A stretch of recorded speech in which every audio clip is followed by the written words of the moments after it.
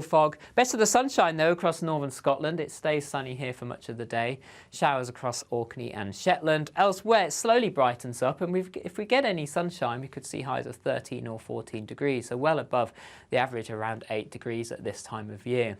Into the evening time, further wet weather moves in from the Atlantic, spreading into Northern Ireland and Scotland, and then the winds start picking up during the early hours, combined with some heavy rain, could lead to some tricky travelling conditions for those up early into Friday morning. A Met Office warning coming in force from 5 o'clock. As a result, a lot of cloud around, the winds picking up here 8 or 9 as a minimum temperature. Complete difference to what we've seen over the last few nights. So Met Office warning for gusts of 60 to 70, possibly 75 miles an hour across the coast of parts of Scotland, northeast England, leading to some tricky commutes first thing here. Elsewhere, cloudy across England, Wales into Northern Ireland, some patchy rain and gusty winds here too.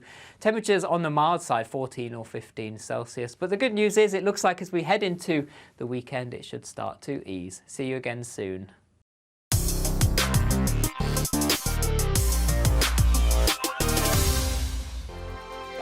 It's all about family, being in people's living rooms, all the interaction and getting to know who our viewers and listeners are. When I was young, my dad used to say, no, stop arguing. I wanted an outlet that would enable me to give my opinion.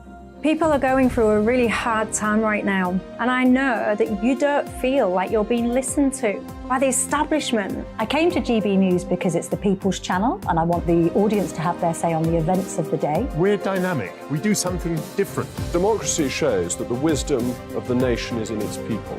I get to travel to find out what the story is from a personal perspective. The British people aren't fools. We know when we're not being told the full story. We've got to work out how Britain moves forward from this. It's the best country in the world. The establishment had their chance. Now we're here to represent your views. Britain's watching. Britain's watching. Britain's watching. We're proud to be GB News. The People's Channel. Britain's news channel. Join my show Farage, 7 p.m. till 8 p.m. Monday through Thursday, and there you will get opinion, analysis, debate, and I'll cover stories that nobody else dares to touch. You've been cancelled. Join the club. Oh my goodness me. And then for the last 15 minutes, talking pints. We're over a drink. We have a civilised conversation with someone. We very often disagree, but we do it in a grown-up way. Come and join me on Farage. We are GB News, the People's Channel. And right across the United Kingdom. You can find us on Sky Channel 512. Virgin Media Channel 604. Freesat Channel 216. Freeview Channel 236. And YouView Channel 236. You can also take us with you on DAB+ radio. With the GB News app and at the website gbnews.uk. We're absolutely everywhere. Come join us on GB News, the People's Channel, Britain's news channel. He's the king of breakfast TV, and he's back. Eamon Holmes, back on the TV with me this morning. Even remember my name. I know, it's been 4 months. You have holy water by your bed? Oh, yes. Oh, already to bless. Yeah. Oh, Eamon. Oh. Why do you not believe anything I say? Eamon Holmes back on GB News Breakfast at 6 a.m. Hello, I'm Esther McVeigh. And I'm Philip Davis. Whether you're watching or listening on TV, online or on radio, we handpick the latest stories, debates and expert opinions for your weekend. So whether that's politics, news or showbiz, we've got it covered. Join us every Saturday morning at 10 o'clock on GB News. We are GB News, the People's Channel. Why not take us home with you by visiting the GB News shop at gbnews.store. You'll find all the official merchandise, a really good present actually for yourself, your friends or your family. We ship across the UK mainland at no extra cost. GB News, the People's Channel.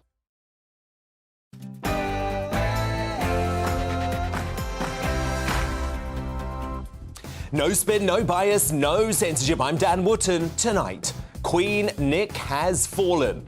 Scotland's First Minister resigns after 8 dire years, leaving her Scottish separatist fantasy in tatters. I'm announcing my intention to step down as First Minister and leader of my party. It's not the case that this decision is because of short-term issues. But should scheming Sturgeon's downfall be a warning to others that pandering to a woke minority is the fast track to political oblivion? Trans women are women, but in the prison context, there is no automatic right for a trans woman. So there are contexts where a trans woman is not a woman? No, there is. I'll explain why her quitting before she was pushed is a victory for Scotland, the Union and women in a special digest next. Then my superstar panel give their view on her troubled legacy and Scotland's uncertain political future. Joining me tonight, Christine Hamilton, Adam Brooks and Nigel Nelson. Sturgeon claimed to be proud of her achievements, but journalists were quick to remind her of her ruinous record in power. You made a promise, you didn't deliver it. The NHS is in a pretty perilous state. Drugs deaths have been catastrophic. So was Sturgeon a success or failure? We'll hear from both sides of that debate in The Clash at 9:20. Then at 10:40, I can't wait for this, one of the Sturgeon's biggest critics, top comedian and entertainer Jim Davidson, gives his unfiltered take on some of her lowest moments. Also coming up, as the invasion force of illegal migrants passes 2,500 this year already, and it's the middle of winter, a snobby Liberal elites and the MSM ignoring the legitimate anger of working-class Brits by blanding immigration protests right-wing and racist. That's going to be our big debate at 10:30. Plus, since Lee Anderson deservedly became the Tory party's deputy chairman, the left-wing and MSM attacks against him have become unhinged. Lee Anderson seems to be very popular, Tobias. I mean, are we having a serious conversation here? You know, leading the country, yes. You need to be... Well, tonight, Lee fights back against the vile abuse he suffered at the hands of the Liberal elite, an unmissable edition of The Real World with Lee Anderson at 9:35. Is the BBC's rehabilitation campaign of terrorist sympathiser Shamima Begum a disgusting insult to the victims of ISIS? Well, Bethany Haynes, whose father was beheaded by the death cult, is going to speak out in an exclusive interview. She's live with me at 10:15. And as Harry and Meghan continue to hold the royal family to ransom over their coronation attendance, should they be given a deadline to RSVP or stay away? Top royal biographer Angela Levin gives her unmissable royal insight at 9:50. We're going to have a first look at how tomorrow's newspaper front pages are covering Scotland's freedom from Queen Nick. And on this momentous day for the Union, there'll be another Greatest Britain and Union jackass named before the night is out. This is Dan Wootton Tonight. Let's go.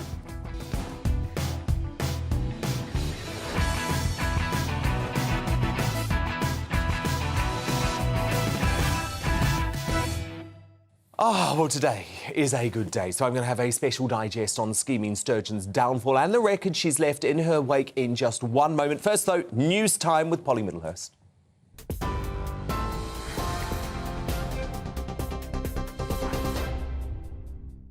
Dan, thank you, and good evening to you. Our top story on GB News tonight, Rishi Sunak has been thanking Nicola Sturgeon for her service as First Minister after she made a surprise announcement that she was to step down after 8 years in power. Ms Sturgeon said she was proud to have been the first female and longest-serving First Minister of Scotland. But President Trump tonight said good riddance to failed woke extremist Nicola Sturgeon of Scotland, adding she's everything wrong with identity politics. Ms Sturgeon acknowledged that the move might seem sudden, but denied it was wasn't due to short-term pressures, but that she'd been wrestling with it for some weeks. To those who do feel shocked, disappointed, perhaps even a bit angry with me, please know that while hard, and be in no doubt, this is really hard for me, my decision comes from a place of duty and of love. Tough love, perhaps, but love nevertheless, for my party and above all for the country. Well, in other news tonight, Lancashire police say missing mother Nicola Bulley had a history of significant issues with alcohol, which was brought on by her ongoing struggles with menopause. Detectives say the 45-year-old was listed as a high-risk missing person due to a number of specific vulnerabilities. Meanwhile, the underwater rescue expert Peter Faulding, whose company was brought in for the search, told GB News if they'd had this information earlier, it would have completely changed their search strategy. That detail didn't necessarily need to be released to the public, but it would have been useful if we had been given that information on the day as trusted search experts, bearing in mind we were being tasked by the police search advisor and given areas of water to search. If we'd known on the day, we would have kept it quiet. We wouldn't have told the media, but it would have assisted us, because I had the theory that she had just slipped into the river, and where it is, it's only 2 foot deep. So I would have thought about other areas. The former Labour leader Jeremy Corbyn says Sir Keir Starmer barring him from standing as a Labour candidate at the next election is a flagrant attack on democracy. He also said it's a divisive distraction from the overriding goal to defeat the Conservative Party. The Labour leader had earlier apologised for the party's handling of anti-Semitism under his predecessor. The Equality and Human Rights Commission also announced it will end its monitoring of the party 2 years after finding it responsible for unlawful harassment and discrimination. And lastly, Hollywood actress and international star Raquel Welch has died at the age of 82. In the 1960s, she was an iconic figure on movie screens, starring in Fantastic Voyage and perhaps most famously as the fur-clad cave woman in 1 Million Years BC. In a 50-year career, she starred in over 30 films, 50 television series and was a Golden Globe winner. Her family said she died after a brief illness. That's all from us. We're back in an hour. Now back to Dan.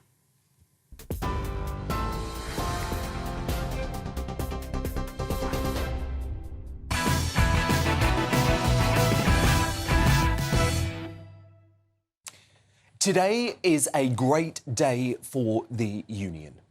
It is a great day for women. It is a great day for biology. It's a great day for genuine trans folk too. But most of all, it is a great day for the long-suffering people of Scotland who have been dictated to by a cult of personality, not a true leader. Now, here's what I said on this show less than 24 hours ago. And will be far better off without scheming Sturgeon's separatism obsession. It's time for her to do a Jacinda Ardern, listen to the polls, then shuffle off the stage. Then at 11 a.m. this morning, dramatic confirmation from scheming Sturgeon that she will do just that. In my head and in my heart, I know that time is now. That it is right for me, for my party and for the country. And so today I am announcing my intention to step down as First Minister and leader of my party. But then, predictably, the attempt to rewrite history began. The woman who was so convinced she would one day be the Queen of Scots. She wasn't leaving because the public had turned on her extreme hard-left woke agenda, which resulted, by the way, in the male rapist Adam Graham being sent to an all-female prison. No, nothing to do with that, or her cratering poll ratings and failed bid for an illegal second referendum on Scottish separatism. Though I know it will be tempting to see it as such, this decision is not a reaction to short-term pressures. Well, I'm sorry. I call BS on that. Sturgeon knew the game was up. Scots, even loyal SNP supporters, were saying no to her bid to stoke a culture war at the expense of poor trans folk to distract from her monumental failure to deliver Scottish separation. They were saying no to her call for the next general election to be a referendum on separatism too, because she's driving Scotland into the ground with a failing NHS, record ambulance waiting times and the highest drug deaths in Europe. So Sturgeon leaves office with her separatism dream shattered and a litany of failures. The Scotland we seek is open, welcoming, diverse and inclusive, and no Tory is ever going to be allowed to change that.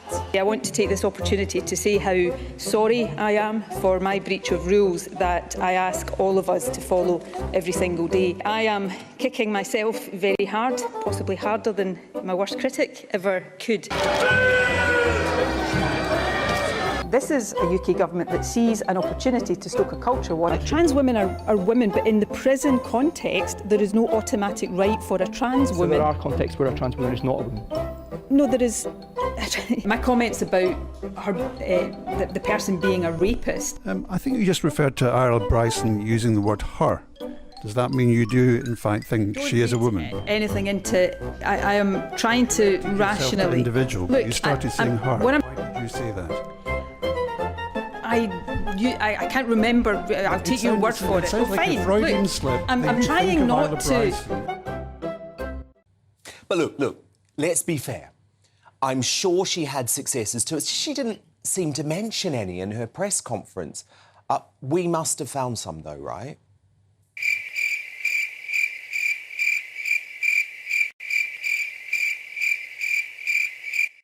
No.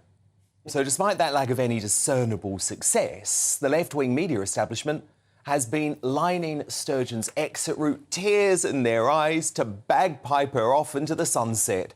Sly News political editor Beth Rigby fawned Sturgeon, one of the most formidable politicians of her generation. ITV News political editor Robert Peston went further, swooning. That was a truly remarkable resignation statement by Nicola Sturgeon. Whether or not you back her ideas and convictions, she has been one of the most important politicians of this generation. Her call for less irrationality and hysteria in politics should be heeded. Are you serious, Mr. Peston? Remember when Sturgeon said this a matter of months ago? The question to me is, would I prefer a Labour government over a Tory government? I detest the Tories and everything they stand for, so it's not difficult to answer that question. She detests the Tories. Right. So look, if you were left in any doubt about the intrinsic bias of the British MSM, then today is a big wake-up call.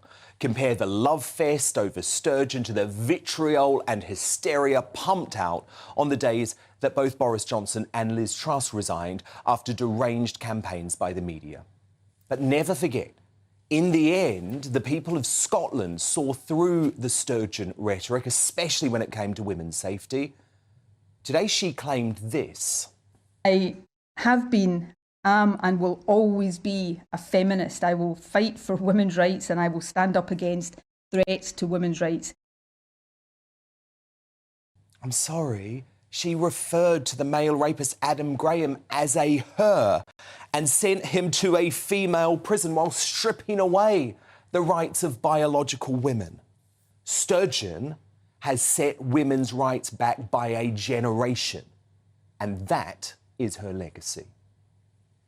But to respond now, my superstar panel, the broadcaster and author Christine Hamilton, the businessman and activist Adam Brooks, and political editor at the Sunday Mirror, Nigel Nelson. Christine Hamilton, your reaction. She jumped before she was pushed, right? Oh, undoubtedly. I mean, you know, every dog has its day, and she was right at the top of her game for a long time, for 8 years, but it all began to unravel. All revolutions, basically, sow the seeds of their own destruction in the end. I mean, Robespierre, having sent half the French aristocracy to the guillotine, ended up on the guillotine himself, so it's hardly surprising. But, you know, she was the biggest fish in the Scottish pond. She was the piranha. I think she realised that the game was up. Who knows what the police are going to uncover? Who knows all these other question marks that are hanging over her? But I think also, to be fair to her, maybe the only person who is going to be fair to her, she said, you know, I've had enough. Not quite in those words, and I can understand that. She probably has had enough. We've certainly all had enough, haven't we? So mutual on all that. But you said there was no discernible advantages, performance advantages to her reign. No, absolutely not. I mean, life expectancy is down, drug deaths are up, NHS performance indicators are all down. There's been a 68% increase, apparently, in people going private. The attainment gap of the poorer children and the richer children has widened. I mean, her reputation and her legacy is a complete and utter disaster. Completely. It's a mirage. It's an absolute mirage. And Adam Brooks today... And she's done her best to wreck the union. God, she hasn't succeeded. No, and she hasn't succeeded. No. She hasn't succeeded. You know, look at where the support for Scottish separatism is now. It's lower than it was at the 2014 referendum. Pathetic. Adam Brooks, those MSM folk, you know, the Pestons, the Rigbys, Kevin Maguire, falling over Sturgeon today. I replied to all of them. I quote-tweeted them and I said, what are her successors? Not one of them replied to me with a specific Because there isn't any, Dan. No, there aren't any. There isn't. So, look, we see this with our Dern when she went. It's embarrassing. I don't know, it's a performance from these mainstream media people. I don't know why they do it. But Look, I've made Nicola Sturgeon my union jackass on here numerous times. I've disliked the woman so much, and she's not even our leader. But I think during COVID, especially, her authoritarianism worried me so much. And it turned so many Scots against her. And let's just remember... Well, she was trying to turn the Scots against the English. Yeah. And that's unforgivable. Do you remember, Adam? Yes, I do. She Yeah, said that the reason Scotland hadn't reached zero COVID, as if they were going for the Chinese policy, was because of the terrible Englishmen who'd come over the border. There is no border. But let's remember, no border. They had harder lockdowns, they had harsher restrictions, and they fared no better.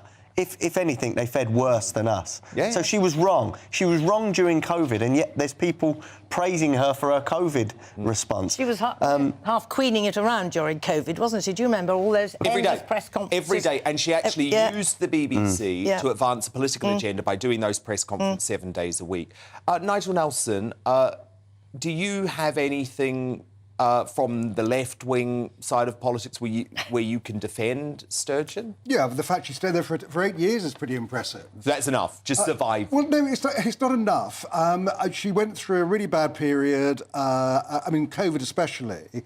I do think that she was being both genuine and credible today when she said, look, I've just had enough. I really need a break, and that's why I'm giving up. It was David Cameron who said no political leader should stay in more than 10 years because they go a bit wacky. In her case, she made the point that she was just exhausted. And I tend to believe that. I don't. And so when it comes down to the achievement, she was still leading Scotland towards the next referendum, independence referendum. Pardon? She's not even close. Well, I mean, she's 12 points behind on the referendum. I mean, she's got no way to deliver it. There's no political means in which to deliver it, there's no legal means in which to deliver it, and there's actually no moral means in which to deliver it. She is no the moral means. I agree with you that there's no legal way of doing it, but she was taking Scotland forward towards that kind of referendum, which they have a right to have. Do you know when I think she knew it? The game was up? When she saw the Lord Ashcroft polling from earlier this week, and it's one of those super polls, that revealed that more SNP supporters were against her call to make the next general election a de facto referendum on separatism. She had even lost her own base. And I think at that point, that's when you have to go. But look, my superstar panel is sticking around all night. We've got lots more to discuss on Sturgeon. So thank you so much to Nigel Nelson, Adam Brooks and Christine Hamilton. But the real world with Lee Anderson is still to come as well. And with Westminster's toughest talking MP facing a barrage of abuse after his promotion to Tory deputy chair, he's going to join me live in the studio to hit back at his critics. That's going to be unmissable. But up next, in The Clash, should Nicola Sturgeon's legacy be seen as a success or failure? Anti-nationalist campaigner Mark Devlin goes up against political pundit and writer James Melville and former SNP councillor Austin Sheridan. They're live right after the break, but I'm fascinated to know what you think of Sturgeon's legacy. Email me, dan@gbnews.uk. Vote in our poll at GB News. The results and The Clash coming up straight after the break.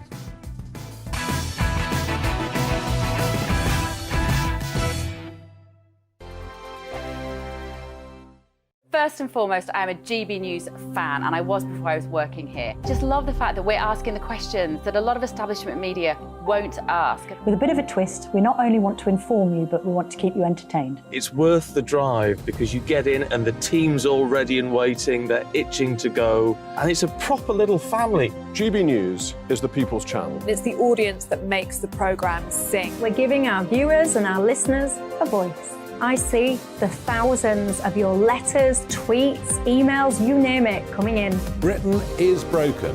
How on earth did we get into this mess? But more importantly, how do we get out of it? The establishment had their chance. Now we're here to represent you. It's time for something different. It's time for GB News. I'm very patriotic. I believe in Britain. Our best days lie ahead. Britain's watching. Britain's watching. Join us here on GB News. The People's Channel. Britain's news channel. I'm Andrew Doyle. Join me at 7 o'clock every Sunday night for Free Speech Nation, the show where I tackle the week's biggest stories in politics and current affairs with the help of my two comedian panellists and a variety of special guests. Free Speech Nation, Sunday nights from 7 on GB News, the People's Channel, Britain's news channel. Here on GB News Live, we'll be keeping you in the picture, finding out what's happening across the country and finding out why it matters to you. We'll have the facts fast with our team of reporters and specialist correspondents. Wherever it's happening, we'll be there from 12 noon on TV, radio and online. GB News, the People's Channel, Britain's news channel. I'm Michael Portillo. Join me on GB News on a Sunday morning for topical discussion, debate, arts and culture, and sometimes even ethical dilemmas. I don't always agree with you, Michael. Michael Portillo, Sundays on GB News, the People's Channel, Britain's news channel. Hello, I'm Michelle Dewberry, and you can join me every weekday 6 till 7 on Jubes and Kerr. You're an inspiration to us all. Clip that bit up. Well, you are. That's my ringtone. My political ambitions those days are gone, I can tell you. She's only teasing. Go on. He's probably going to want to lay down now. I'll give him 2 minutes to have one. Let's respectfully disagree. That's what we like on Jubes and Kerr. Come and join us. GB News, the People's Channel. Michelle Dewberry, weekday evenings at 6 o'clock. I'm Simon Evans. Join me on GB News for Headliners at 11 p.m. What's the scoop? I'll be joined by 2 of the country's top comedians. That's right. As we take a look at tomorrow's newspapers tonight. We're going to get into trouble. If it's a big story, we'll be covering it. Spill some tea on him. There we go. But we'll also have some fun. I wouldn't stick up a bank. My father didn't love me. So anyway, Headliners every night from 11 on GB News, the People's Channel, Britain's news channel. Join me, Nana Akue, Saturday and Sunday afternoons on GB News. Expect fiery debate and passionate discussion as me and my panel tackle some of the biggest topics hitting the headlines. It's a place for everyone's opinion. No one gets cancelled, but no one gets an easy ride. Oh, she's on it today! Be ready for conversations that are fierce, frank, and of course, fun. Every Saturday and Sunday afternoon from 4 p.m. on GB News, the People's Channel.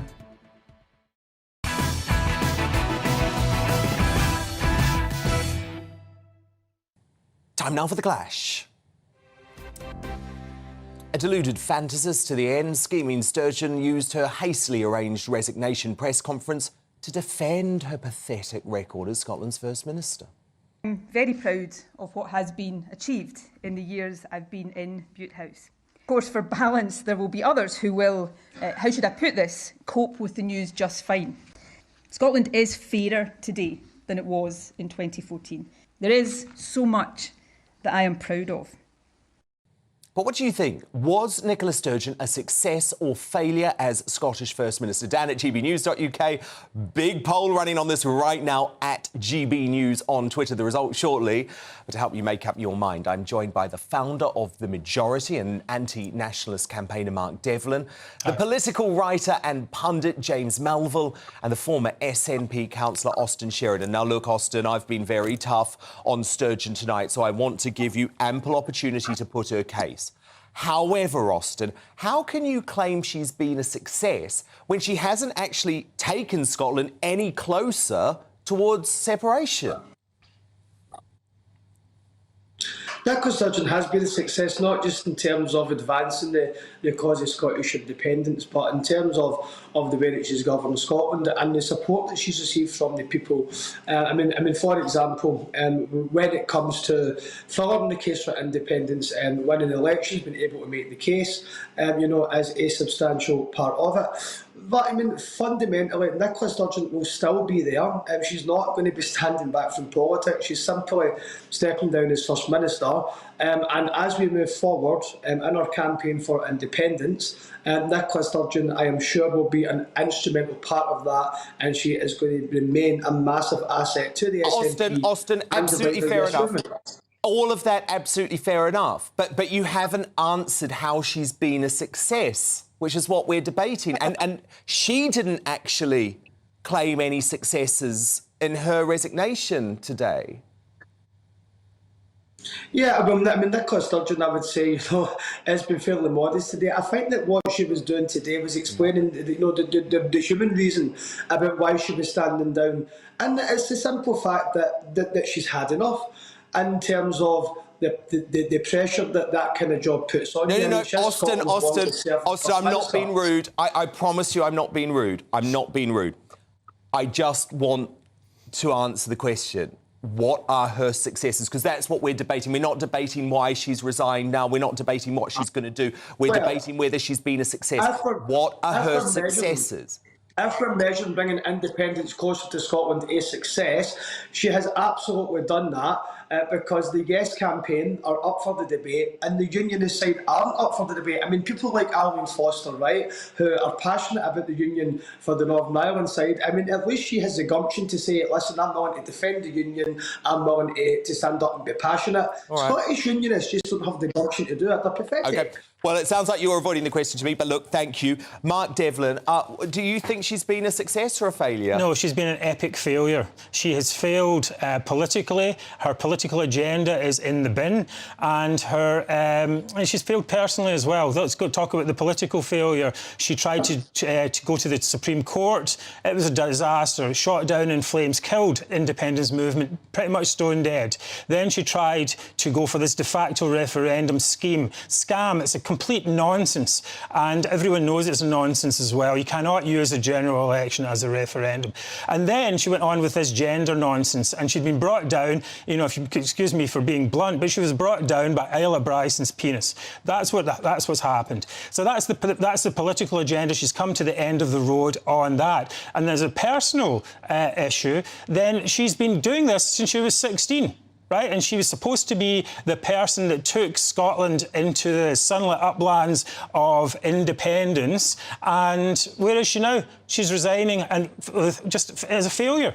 Failed. Completely failed. No, I agree. But James Melville, I've been fascinated to hear your opinion on this today because you were a big independence guy. You were a big Sturgeon man. But, of course, over the COVID pandemic, where we got to know each other, you were mortified by the way Sturgeon became some sort of mini authoritarian. So when you look at her achievements on the whole, do you think she's been a success or a failure?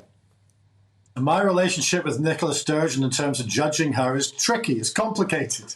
I mean, I was a supporter of Nicola Sturgeon, but I haven't been a fan of some of the measures and policies she put through in the last 3 years. You touched on her authoritarian approach to COVID, where it looked like she was trying to go one step beyond the UK government the whole time. And I didn't particularly like, for instance, other bits of legislation, for instance, the Hate Speech Act, and also in terms of gender identity as well, which has caused massive division in Scotland and caused a massive issue with human rights aspects with women's rights in Scotland as well. The one success I would give her, if you're looking at Nicola Sturgeon in the round and for a sense of balance, is that she's an election winner. She's done it time and time again. She's made the SNP an election-winning machine. So I'll give her that. But it's not just also about, elections and policies and legislation. It's also about some of the standards that are happening in Scotland and our infrastructures in terms of what's happening with the health service, what's happening with education, what's happening with crime. And so I'm a believer in independence, but I think what we've got is now Nicola Sturgeon, her legacy will be almost a juxtaposition where she wants freedom for Scotland, but she was taking away, paradoxically, freedom from Scottish people with some of her legislation.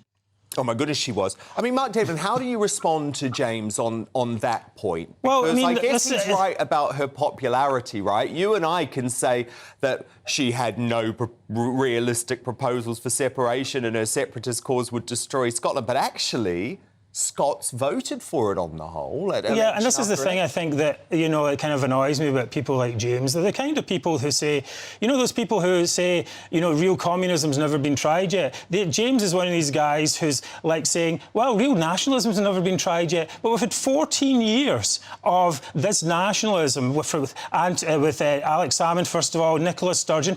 And, when you support authoritarian, incompetent nationalists so that you can get to your goal of independence, then is it really a surprise when those same incompetent nationalists, authoritarian nationalists, is it really a surprise when they come out with authoritarian laws? Do you want to respond to that?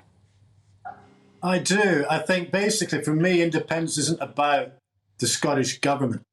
Independence is a bigger picture thing. I've got no time for so many of the policies that the SNP have put through over the last 3 years. It's a romantic fantasy. That's what it is. Hold on. That is not my vision of Scotland in the future. I think Nicola Sturgeon has failed Scotland in a lot of ways over the last 3 years. But my vision of independence is something that is a much different set of policies to what the SNP are doing right now. To actually put the SNP government and independence in the same bundle. It's exactly what I just said. You've got a romantic idea of what nationalism is, and it doesn't matter if you put a smart suit on it and call it Nicola Sturgeon. It's still the same toxic, divisive nationalism that it always has been. Austin, how do you respond to that? Well, Nicola Sturgeon's biggest success is what these people have been critics of. I mean, say, for example, if we look at how Nicola Sturgeon led Scotland through the pandemic, she came across as very genuine, came across as very caring, which then resulted in destroyed the economy.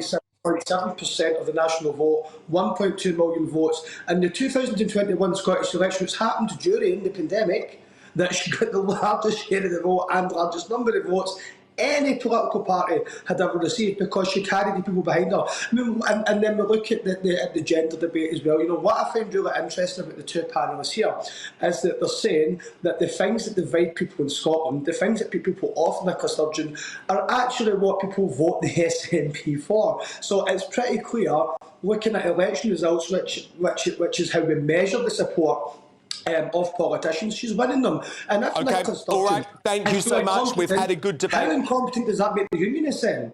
Okay, I mean, if unionists are so competent, why have not been elected to government? Good debate. Austin Sheridan, Sturgeon supporter, SNP councillor. Thank you, Austin. We'll see you tomorrow. Thank you, too, to the founder of the Majority, a voice for Scotland's anti-nationalist Majority, Mark Devlin. And, of course, the social media sensation, James Melville. So who do you agree with? Was Nicola Sturgeon a success or failure as Scottish First Minister? Alan on Twitter says Sturgeon is a terrible politician, but the MSM's little darling. Her COVID figures were just as bad as Boris's, yet she came out of it smelling of roses. From David, how many failed Prime Ministers since Brexit has the UK had? Nicola was First Minister for 8 years, very successful career on any scale. And from Kathleen via email, as a Scot, I am celebrating today. Nicola has left a very divided Scotland because of her obsession with independence. And your verdict is now in. It's overwhelming. Just 12% of you say that Nicola Sturgeon was a success as First Minister. 88% of you believe she failed. Coming up, as the shameless Sussexes keep the world guessing as to whether or not they will attend the King's coronation in May, should they be given a deadline to respond to King Charles or just stay away altogether? Royal author Angela Levin, she's going to weigh in on this with new information at 9:50. But next, after coming under relentless criticism since being appointed the Conservative Party's deputy chair last week, Lee Anderson joins me live in the studio to hit back at his critics and clear up a few MSM falsehoods. This is going to be amazing. Don't go anywhere.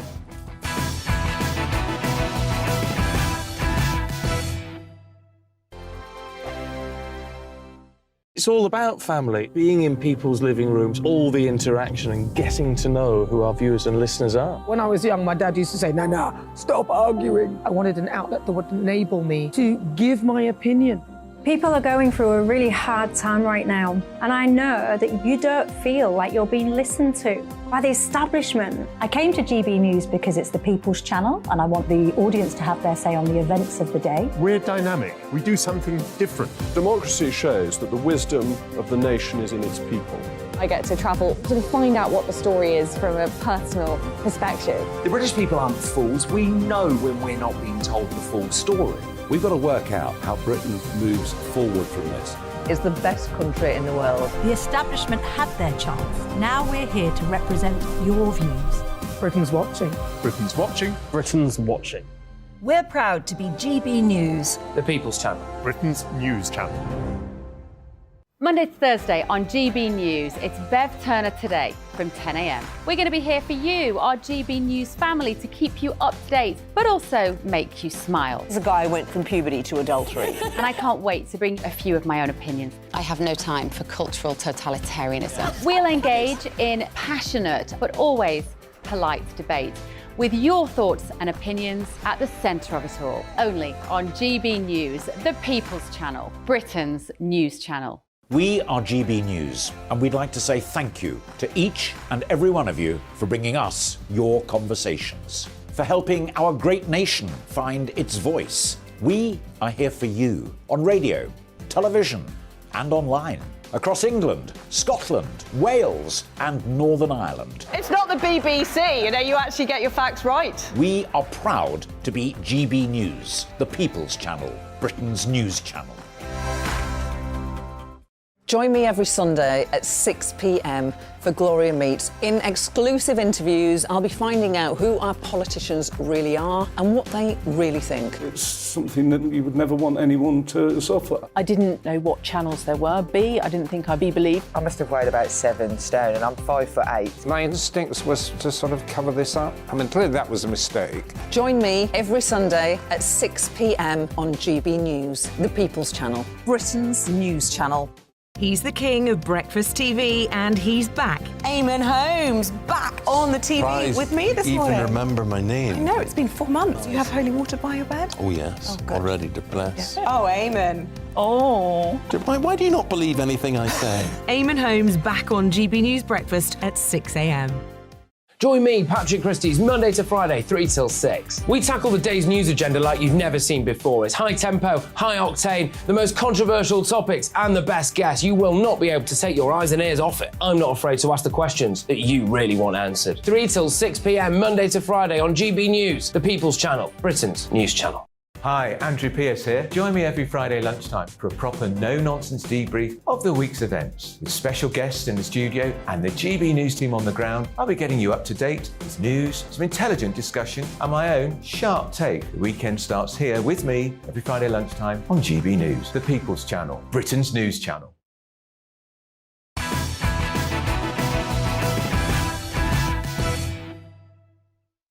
Now, it's just over a week since Westminster's toughest talking MP, Lee Anderson, was catapulted from the backbenches to the upper echelons of the party as Rishi Sunak unveiled him as the new Conservative Party deputy chair. And while we were all delighted for Lee here, not everyone shared our view, as the mainstream media, the left-wing loons and even the wet MPs from within his own party went on the attack. Now, I believe the nasty, snaring and largely unfounded vitriol that Lee Anderson has faced highlights the hatred Britain's media and political class have for the working class. But Lee is vowing to stand strong and fight back against the spears, and he joins me now live in the studio. So, Lee, you have dealt with a hell of a lot since you got this job. Yeah. How do you feel about it? Well, I mean, obviously, I was shocked last week when I got the call from the chief whip of the Conservative Party. Totally shocked. But after that, after it was announced I think it was on Twitter, my phone went into meltdown. The hatred coming from the left-wing mainstream media. They were Guardian, Daily Mirror, whoever, camped in my villages and towns in Ashfield, poking around, asking people stuff about me, messaging LBC, messaging my ex-mining mates. It just went absolutely ridiculous, and they were digging stuff up from years and years ago.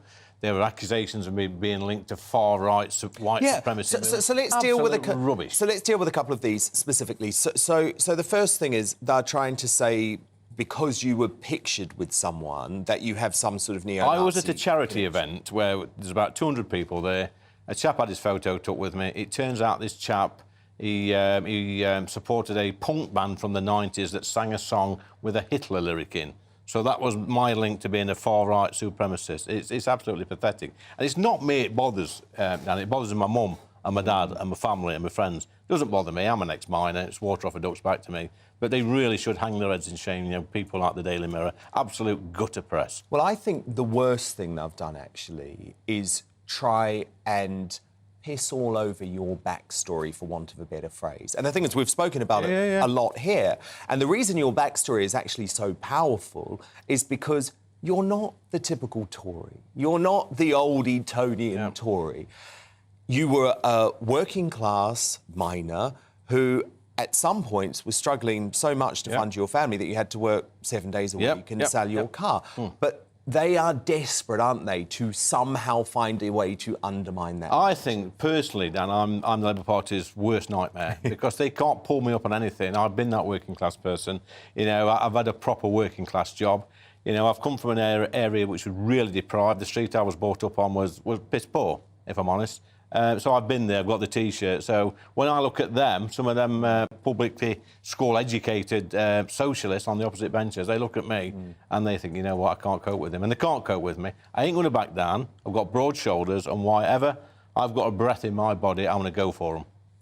Of course, the other reason there's so much vitriol is because they thought you were one of them, Lee. I mean, maybe some people don't know. You were a member of the Labour Party. You actually worked for our colleague here on GBNews, Gloria Di Piero, who was a Labour MP for the constituency that you went on to represent, Ashfield. I wanted to be in a political party that spoke to working class people. They stopped doing that 20, 30 years ago, the Labour Party. They sneer at the working man, the working woman now. I don't want to be part of that. You know, I've been made to feel incredibly welcome in the Conservative Party. And how is it that a man that comes from a deprived area, on probably one of the most deprived streets in Ashfield, can work down the pit, work in a factory, be a labourer, and all of a sudden be a Conservative MP? The Labour Party wouldn't entertain that, and that's why I'm so happy doing the job I'm doing. No, and you should be. You should be. What about support, though, Lee? Because, look, the whole death penalty thing, right? I mean, you've spoken about it on the show. Yeah. You believe in the death penalty. So, by the way, do the majority of the British people. However, this revelation was viewed as pretty controversial. The Prime Minister was asked about it, and he made the point that the party doesn't support that position officially.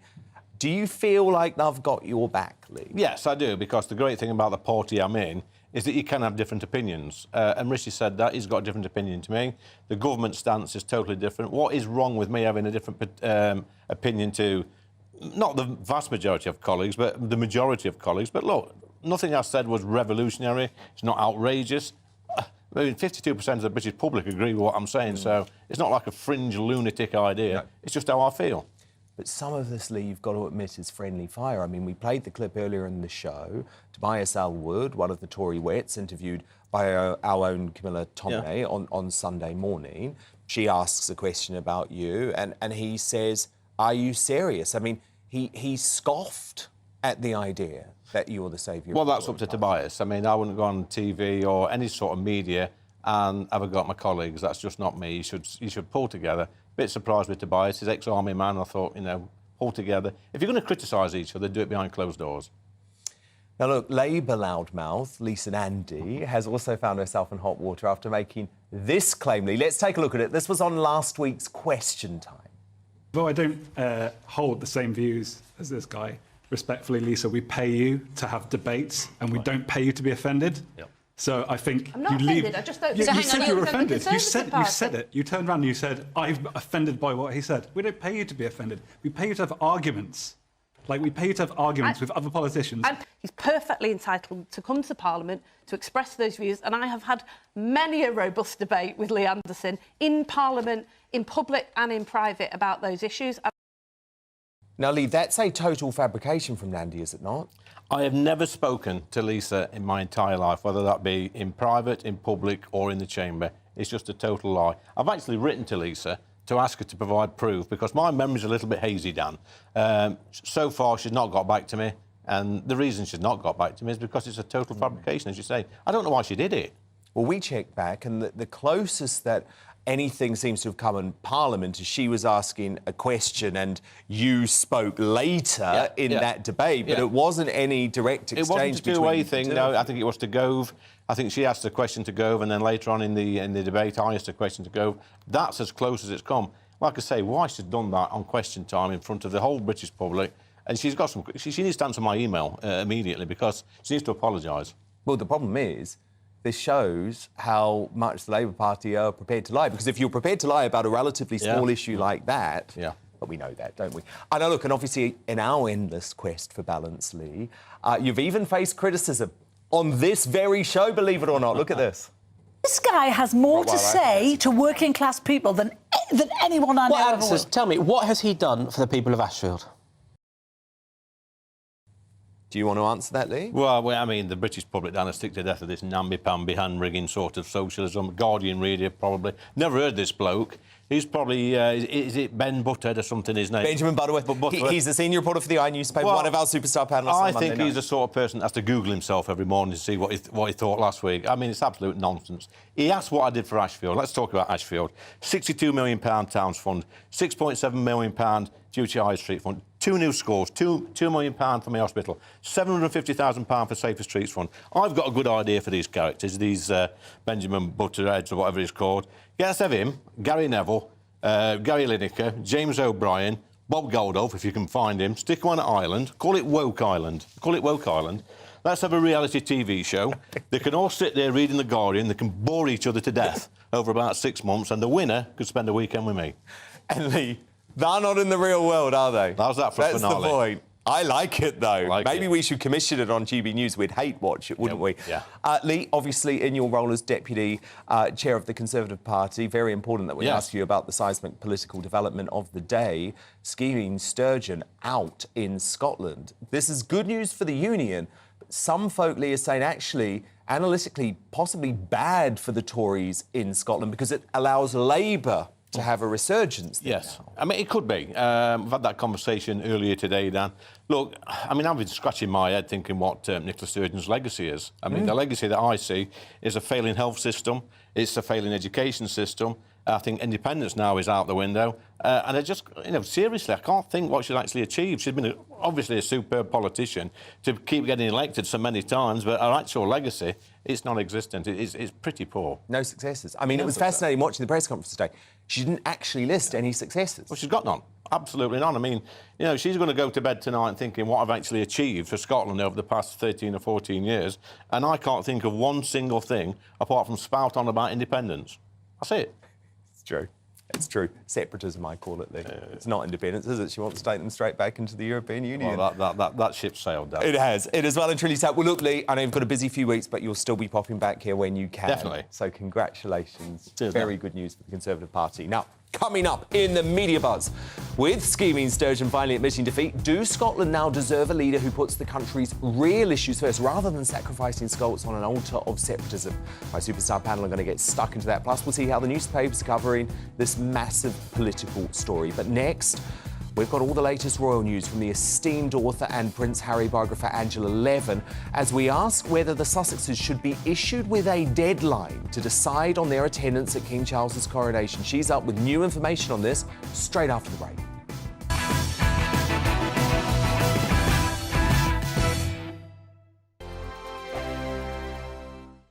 First and foremost, I am a GB News fan, and I was before I was working here. Just love the fact that we're asking the questions that a lot of establishment media won't ask. With a bit of a twist, we not only want to inform you, but we want to keep you entertained. It's worth the drive because you get in and the team's all ready and waiting, they're itching to go, and it's a proper little family. GB News is the People's Channel. It's the audience that makes the programme sing. We're giving our viewers and our listeners a voice. I see the thousands of your letters, tweets, emails, you name it, coming in. Britain is broken.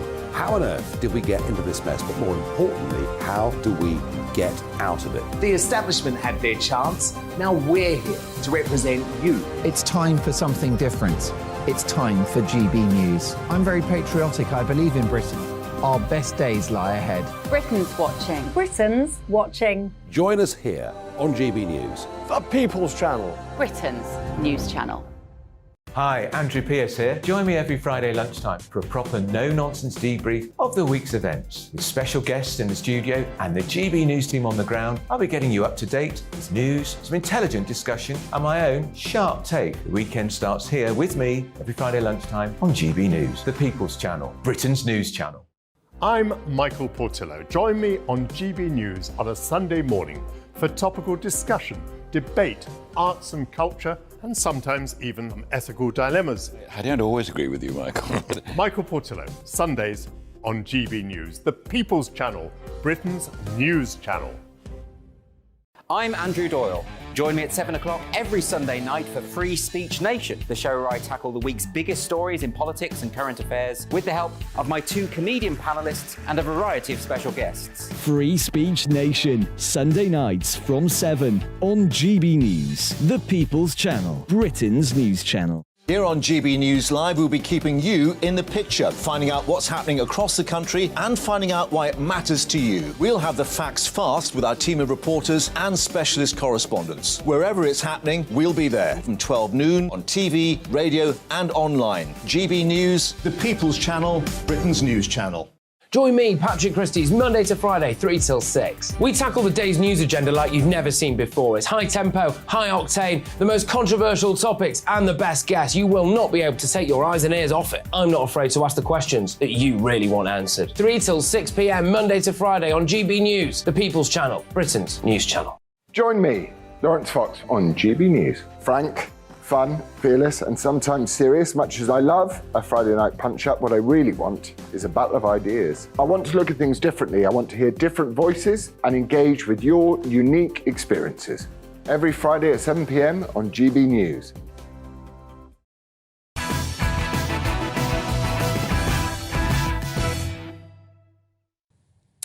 Now, in a royal exclusive from the Daily Mirror, Harry and Meghan are still holding the royals to ransom over whether they will attend the King's coronation on May the 6th.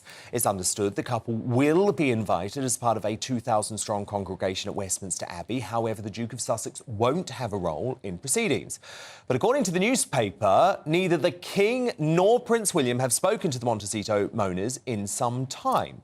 A royal source said on the matter he isn't going to come if he feels the atmosphere will be as toxic as it was during the Queen's Platinum Jubilee and funeral. The source added that if Harry does come, he won't be flying solo and will most likely bring his family. Well, I'm delighted to be joined now by Harry's biographer, also the biographer for Camilla, the Queen, Angela Levin. I mean, Angela, where does Harry get off? It's going to be a whole lot more toxic than the Platinum Jubilee, right? Because at the Platinum Jubilee, he hadn't published his vile autobiography, Spare, and they hadn't released the vile Netflix reality series. So it's going to be more toxic, mate. You've got to deal with that. There's consequences to your actions, right, Angela? I think the problem is that he still thinks he's very grand and the world works around him. And Meghan, interestingly enough, people found extract from her TIG, diary that she kept before she met Harry. And she said she wants to be a royal rebel and she wants to be not like Kate. She wants to be strong princess. And to me, that sounds like someone who came here determined to mess things up. And she's still helping to mess things up now because it's polite. You get an invitation to something like that hasn't occurred for 70 years and it's your father and it's going to be absolutely stunning. You reply. So they're just holding back to show that they're important and they mean something. And they get everybody into ditches. Are they coming? Aren't they coming? Because if they're not here, we'll put this person there. I think it's just spiteful naughtiness myself. Well, it is. And look, I've said for some time this is emotional blackmail. It's actually very cruel because Charles himself doesn't claim to be the perfect father.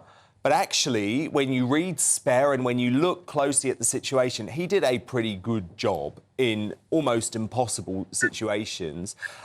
He, of course, was very accepting when Meghan ditched her own family and asked him at the last minute to walk her down the aisle at her wedding, yet they want to cause him ultimate stress before the biggest day of his life. I mean, I could never imagine treating my father in that way. I think it really does say something about their character, Angela.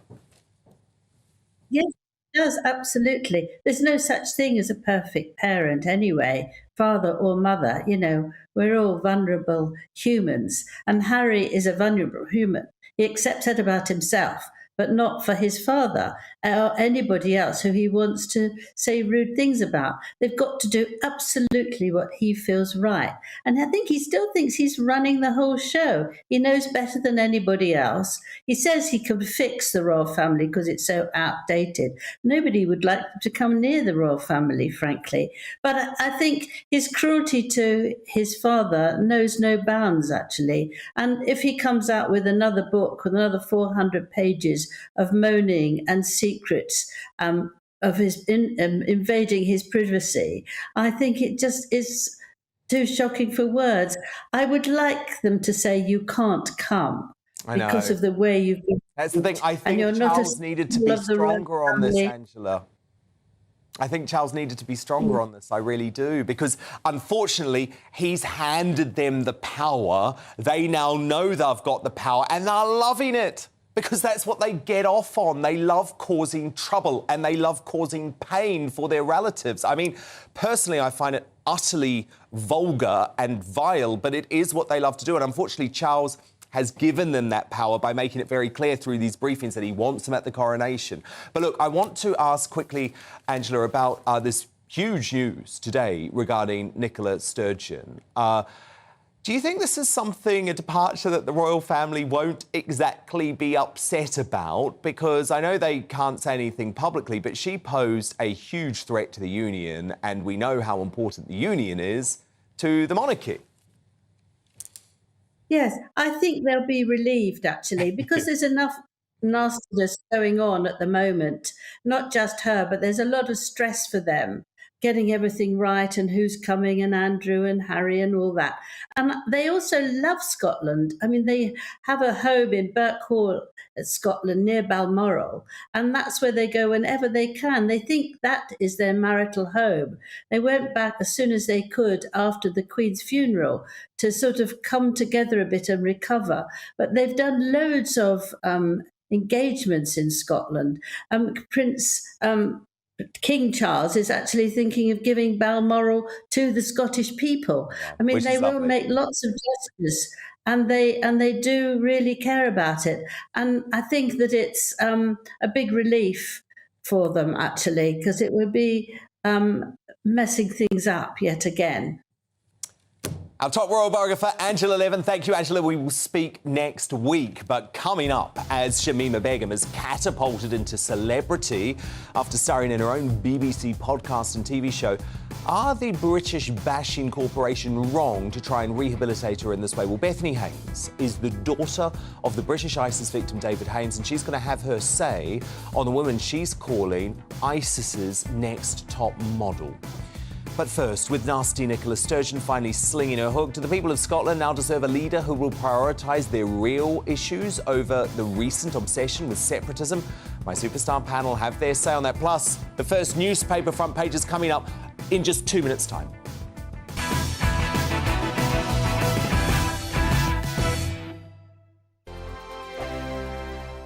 Here on GB News Live, we'll be keeping you in the picture, finding out what's happening across the country and finding out why it matters to you. We'll have the facts fast with our team of reporters and specialist correspondents. Wherever it's happening, we'll be there from 12 noon on TV, radio and online. GB News, the People's Channel, Britain's news channel.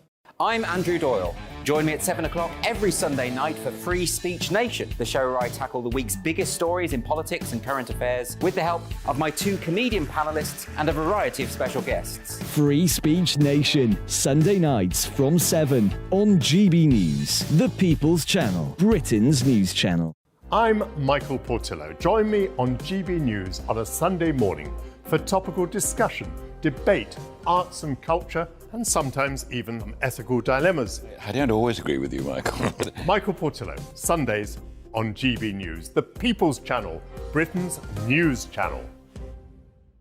Join me, Nana Akue, Saturday and Sunday afternoons on GB News. Expect fiery debate and passionate discussion as me and my panel tackle some of the biggest topics hitting the headlines. It's a place for everyone's opinion. No one gets cancelled, but no one gets an easy ride. Oh, she's on it today! Be ready for conversations that are fierce, frank, and of course, fun. Every Saturday and Sunday afternoon from 4 p.m. on GB News, the People's Channel. We are GB News, and we'd like to say thank you to each and every one of you for bringing us your conversations, for helping our great nation find its voice. We are here for you on radio, television, and online. Across England, Scotland, Wales, and Northern Ireland. It's not the BBC, you actually get your facts right. We are proud to be GB News, the People's Channel, Britain's news channel.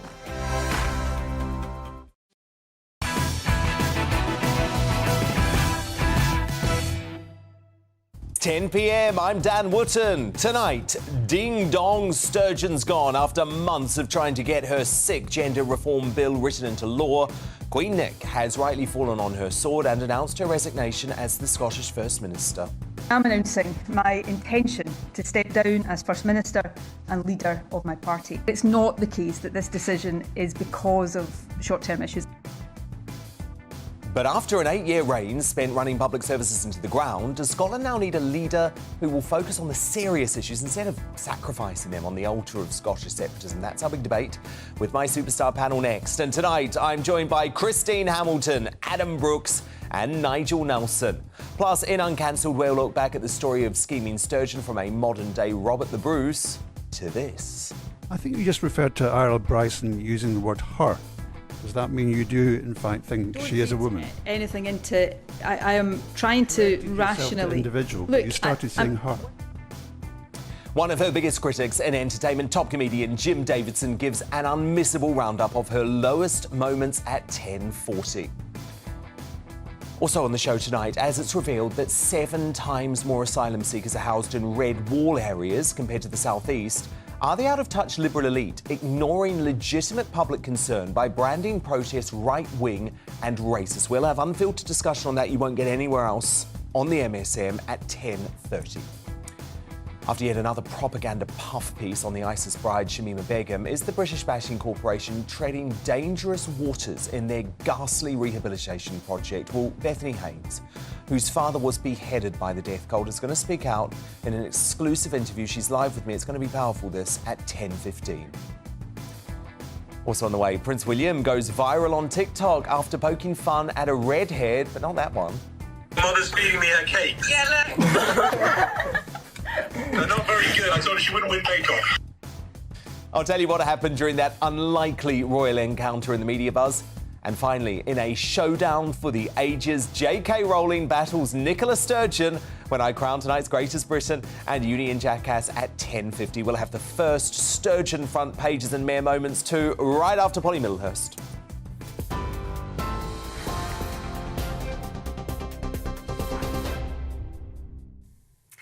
Dan, thanks very much indeed, and good evening to you. The top story on GB News tonight. Rishi Sunak has been thanking Nicola Sturgeon for her service after the First Minister made a surprise announcement today that she was to step down after 8 years in power. Ms Sturgeon said she was proud to have been the first female and longest-serving First Minister of Scotland. Ms Sturgeon acknowledged that the move might seem sudden, but denied it was due to short-term pressures and said she'd been wrestling with it for some weeks. To those who do feel shocked, disappointed, perhaps even a bit angry with me, please know that while hard, and be in no doubt, this is really hard for me, my decision comes from a place of duty and of love. Tough love, perhaps, but love nevertheless for my party and above all for the country. Well, also in the news today, Lancashire police say missing mother of 2 Nicola Bulley had a history of significant issues with alcohol, which was brought on by her ongoing struggles with menopause. Detectives say the 45-year-old was listed as a high-risk missing person due to a number of specific vulnerabilities. Well, the underwater rescue expert Peter Faulding, whose company was brought in for the search, told GB News tonight if they'd had that information earlier, it would have changed their search strategy completely. That detail didn't necessarily need to be released to the public, but it would have been useful if we had been given that information on the day as trusted search experts, bearing in mind we were being tasked by the police search advisor and given areas of water to search. If we'd known on the day, we would have kept it quiet. We wouldn't have told the media, but it would have assisted us, because I had the theory that she had just slipped into the river, and where it is, it's only 2 foot deep. So I would have thought about other areas. The former Labour leader Jeremy Corbyn says Sir Keir Starmer barring him from standing as a Labour candidate at the next election is a flagrant attack on democracy.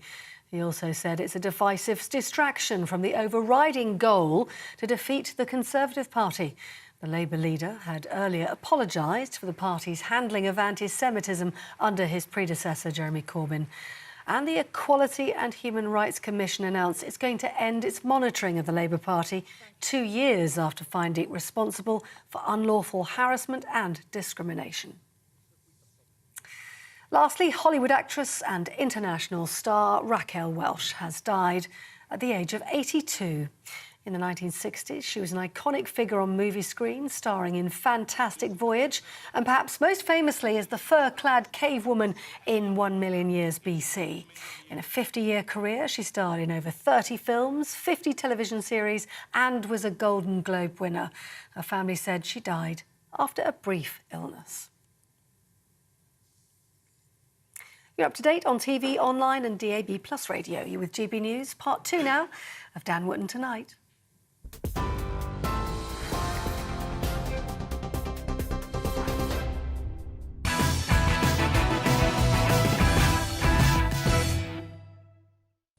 Tomorrow's News Tonight now in our Media Buzz. The first front pages are in for the first time in a long time, actually. One story dominating. The Metro leads with Sturgeon and Corbyn in what it calls the changing of the old guard following scheming Sturgeon's resignation, and Jeremy Corbyn barred from standing for Labour. That was the big Keir Starmer announcement this morning, which has been largely overshadowed. The Independent asks whether tearful Sturgeon's exit is also the brutal end of Scottish independence. Absolutely. The Eye also leads with the SNP's, quote, fading independence dream, while reporting that the UK government now wants to reset its relationship with the SNP after the gender reform row. My superstar panel, back with me now. Broadcaster and author Christine Hamilton, the businessman and activist Adam Brooks, and political editor of the Sunday Mirror, Nigel Nelson. Now, scheming Sturgeon will soon be down the job centre for globalist leaders, and her Scottish separatism obsession will hopefully be confined to the dustbin of history. That means fed-up Scots could finally now have a political leader who focus on clearing up Nicola's mess, not least Scotland being the drug death capital of Europe. Sturgeon also crashed the health service during her 8-year tenure, with NHS Scotland failing to achieve 13 of 19 critical targets under the SNP's watch. And despite urging critics to judge her on education when she won office, the one-trick pony First Minister staggeringly saw the attainment gap between the least and most deprived pupils in Scotland increase. So watch as she was left squirming during this brilliant moment today when she was confronted about her dismal record.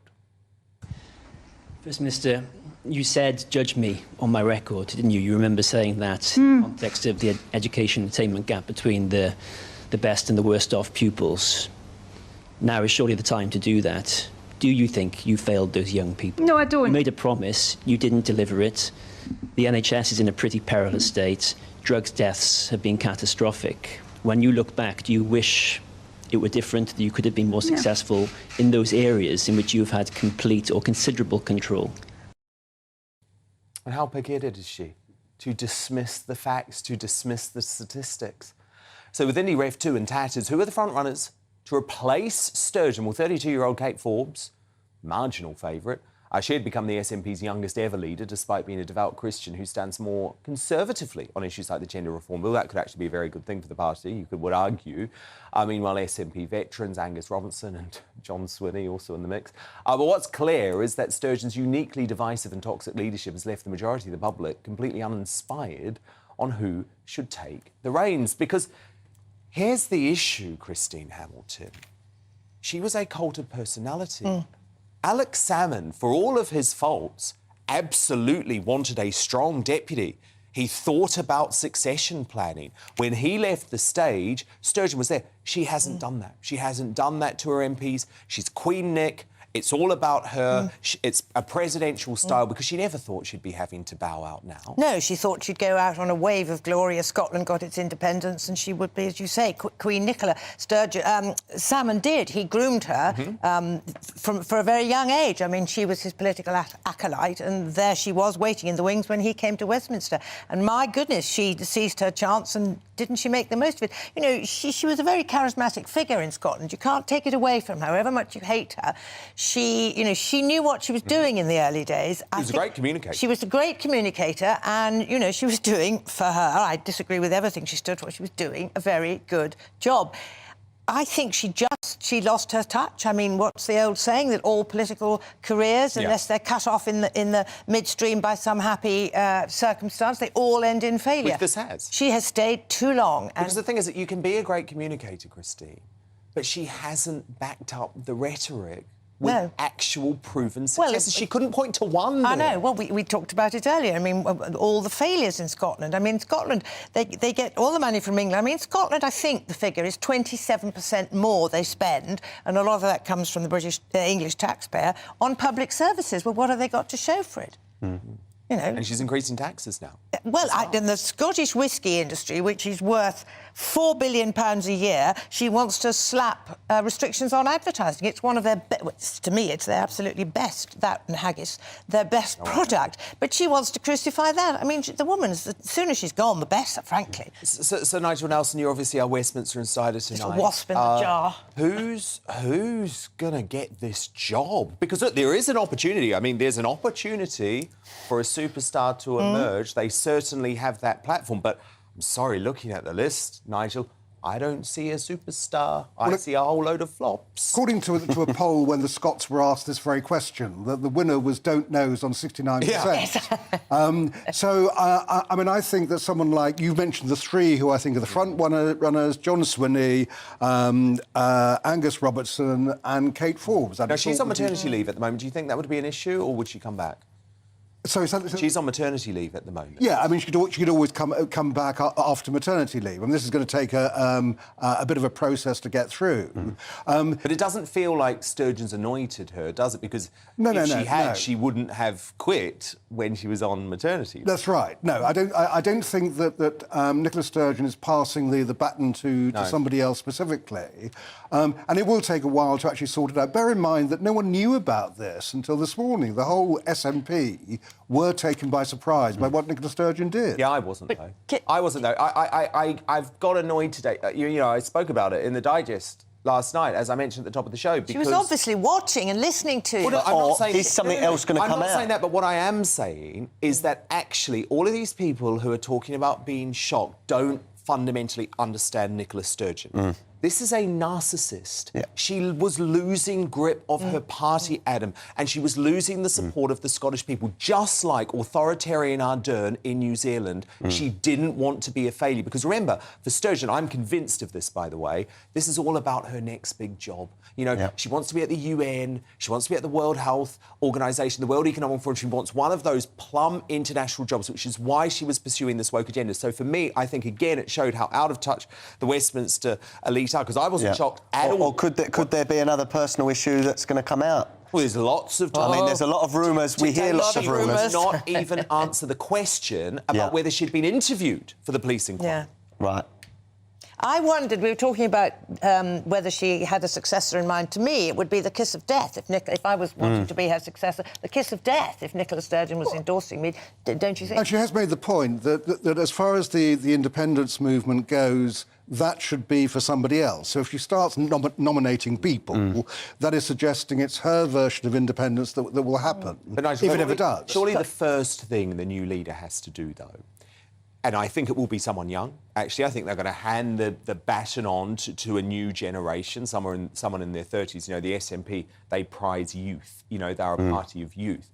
I think the first thing that new leader has to do is say the next election in Scotland is not going to be a referendum on the issue of separatism. No, it may well be, because that will be a different way of doing it from Nicola Sturgeon. I mean, the SNP can't exist without pushing for independence. So whatever happens, they've got to carry on. What else is the point of it? Well, no, what else is the point? They don't have to say a general election. I think it was so deeply irresponsible when she did that, and even SNP supporters don't want it, Christine, because actually there's so many issues in Scotland. And you can't have a first past the post election on one issue. Imagine you're a Scottish citizen. You can't pay your energy bills. You're struggling to feed your family, and you're looking at your leader for some sort of inspiration, some sort of help. and all she's going on about is independence and gender identity. I would be furious. And by the way, at the last election that she won so conclusively, she was very dishonest because in the run-up to the election, she said, it's not about independence at all. You know, this is all about COVID and I want to be a unity government. And then all of a sudden, we've got a majority with the Green Party, by the way, so we have a mandate. No, you don't. Finally, his brother might be miserable as sin, but Prince William showed off his cheeky side during an impromptu video call with a bunch of stunned schoolkids. The future king was touring Ipswich Hospital when he began chatting with an ambulance manager who baked him royal cupcakes for the visit. Now, Wills took the chance to FaceTime the woman's son, who was shocked to see the monarch in waiting staring back down the line at him and his pals. Watch. Who's the guy into the corner?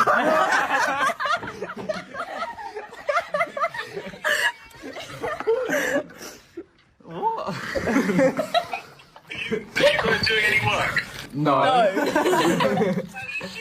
We're at lunch. Your mother's feeding me her cake. Yeah, look.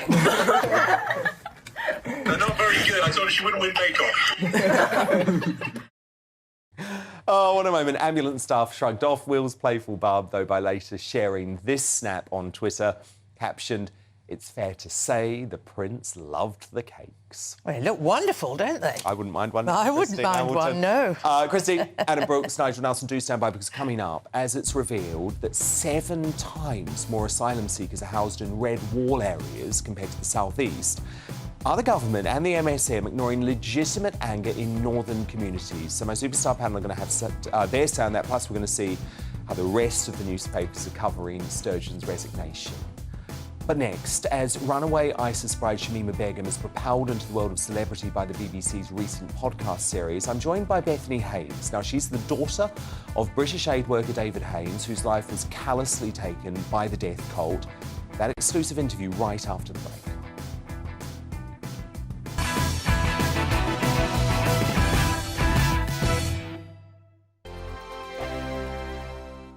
First and foremost, I am a GB News fan, and I was before I was working here. Just love the fact that we're asking the questions that a lot of establishment media won't ask. With a bit of a twist, we not only want to inform you, but we want to keep you entertained. It's worth the drive because you get in and the team's all ready and waiting, they're itching to go, and it's a proper little family. GB News is the People's Channel. It's the audience that makes the programme sing. We're giving our viewers and our listeners a voice. I see the thousands of your letters, tweets, emails, you name it, coming in. Britain is broken.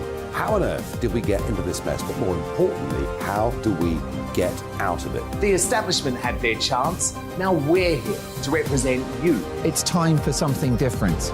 It's time for GB News. I'm very patriotic. I believe in Britain.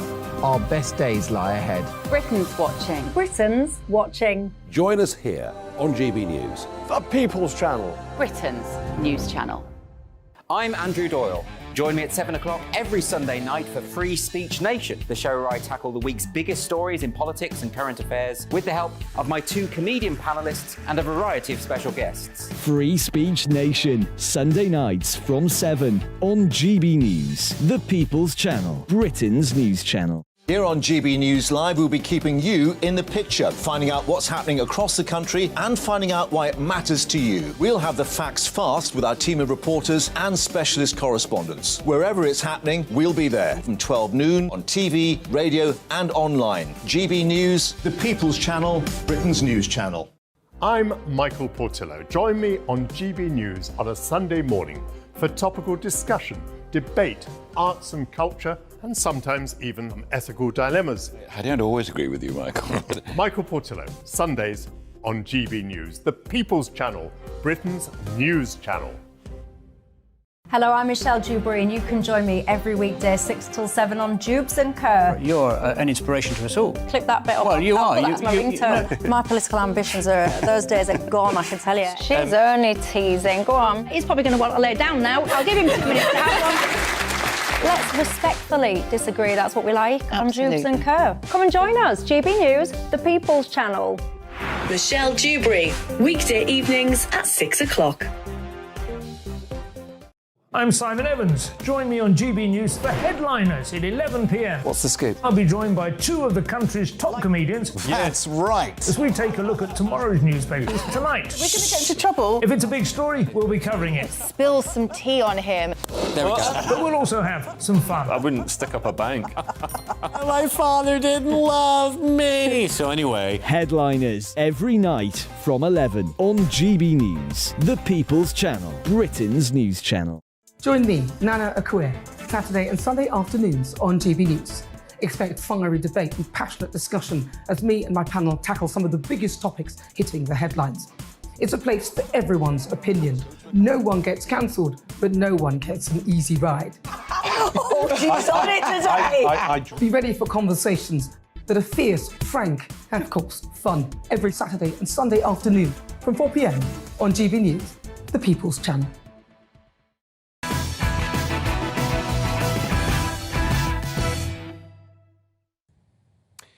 Welcome back. Jim Davidson is on the way. But first, clearly emboldened by the BBC's twisted rehabilitation campaign, Shamima Begum's mother-in-law has ordered Britain to take back the ISIS bride. Anki Raidik, whose terrorist son Iago made Begum a jihadi bride just 10 days after she arrived in the death cult's Raqqa capital in 2015, thinks they should both face justice but believes Begum deserves to rebuild her life in Britain. What about the ISIS victims and their families? Will they be able to rebuild their lives? Has the British Bashing Corporation, who are leading the sick propaganda campaign to paint Begum as some sort of victim, simply forgiven the terrorist sympathiser for facilitating their campaign of torture and beheadings? I say, rather than spending millions of pounds helping runaway jihadis settle back into British society, a society they hate, let's actually help the families of their victims. And I'm delighted now to be joined by the very brave daughter of an ISIS victim. Bethany Haynes' hero father, David, was an aid worker in Syria when he was tragically abducted and beheaded by the savages. Begum clearly wasn't as affected by that tragedy as the rest of the world because she fled Britain to join the death cult a few months after that unspeakable murder took place. Bethany, it's so lovely to speak to you. Really sad to see the pictures there of you with your great father. You've described Begum as a ticking time bomb. So what do you make of this campaign from the BBC to try and rehabilitate her, paint her as some sort of victim, turn her into a celebrity, and then ask us to take her back? I think Shamima's played a very good game at the moment. I think she's gone. We've seen her go through so many roles. We've had the hardened extremist, we've had the grieving mother, the reformed girl who wants forgiveness, and now we have ISIS's reformed next top model. I think you're right. I genuinely think you're right. And I personally believe that this is something that she has actually plotted and planned, because Andrew Jury, who's a journalist who spent a lot of time out in Syria with Begum, is convinced that this is all an act, that she doesn't feel this way. Yeah. Oh, no, I think she's enjoying the spotlight. I think she enjoys the celebrity status that she seems to think she has. And she'll do anything to keep her name in the headlines, including saying inflammatory statements that aren't true. Now, Bethany, the thing that must be so upsetting to you is that in this documentary on the BBC, she claimed that she had no idea about what the barbaric ISIS monsters had done to your father. Now, is that really believable?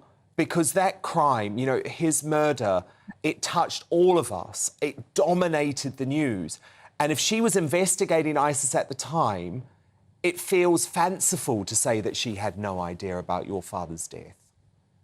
Oh, absolutely. I mean, she claims she only got her news from social media and that the videos weren't on social media. But yet 9 years later, which I did today, I could get access to any pictures and all the videos on social media and from a simple search engine site. So I think she even admitted to watching the videos in a previous interview. She's now trying to cover that up, as she did with the Manchester Arena comments. She says something, gets told by a lawyer that she shouldn't have said it, and tries to cover it up. I totally agree. And the problem for me is that the BBC are falling for this. What do you think they're doing? What's their end game? I don't think they're falling for it as such. I think they're portraying her in a way that they're saying they're challenging her, but they're really not doing that. And a part of being a member of the press is to hold people to account. What they've been doing is saying, okay, in 2019 you said such and such, you're now saying this. She gives some sort of response that couldn't even be used as an excuse, and they go, okay, next question. Yeah, they're taking her story as fact. I couldn't agree more. Oh, yeah. They put the allegations to her, and she says, no, I didn't do it. No, they're not. Yeah. Bethany, tell me how you're coping, because one of the things that has upset me most, actually, over the past few months with this rehabilitation campaign is we're not talking about the victims of ISIS. It's obviously your father, the other British aid worker that was beheaded in Syria, but also what about the victims of the Manchester Arena bombing? You know, we're not talking about the British victims. Definitely. Oh, definitely. And even the Syrian victims aren't being talked about. I mean, ISIS did so many horrible things over there. Why can't we, instead of focusing on giving her a trial or whatever she's going to get to come back into the UK, excuse me, use the money to help the victims of the recent earthquakes or help tenor victims? And I imagine your life will never be the same because of the ISIS crime. Oh, absolutely not. I mean, no matter how many apologies she can give, no matter how many apologies the direct people that were responsible for it could give, it will not bring my father back. So there's nothing that she could say to you. I know you did actually have an opportunity to meet face-to-face with Shamima Begum, didn't you? But you turned that opportunity down. Yeah, I mean, at that point, that was in 2019 after she'd done her interviews, and I wouldn't be able to stay calm in a room with her. I still probably couldn't, to be honest. No, I don't blame you. I don't blame you. Well, look, your dad was a great man. It was a crime that stunned all of us, and we so appreciate you speaking out on this today, Bethany. It's really important. Thank you so much. Thank you, Bethany. Thank you. Now, of course, we do provide both sides of the story here on GB News. So in a statement, the BBC said of their recent Shamima Begum coverage, this is not a platform for Begum to give her unchallenged story. This is a robust public interest investigation into who she really is and what she really did. The documentary also features testimony by those impacted by the group. Coming up in Uncancelled, one of Scheming Sturgeon's biggest fans in the entertainment world joins me to analyse the downfall of Scotland's First Minister, comedy legend Jim Davidson. Oh my goodness, I can't imagine what he's going to have to say. It's going to be unmissable at 10:40. But next, in the media buzz, with over 7 times more asylum seekers housed in red wall regions compared to the southeast, why did the government continue to overburden northern councils? And could it be the reason behind this anger we saw in Knowsley last week? My superstar panel are going to thrash this one out. It's a controversial one. We're going to have the debate straight after the break.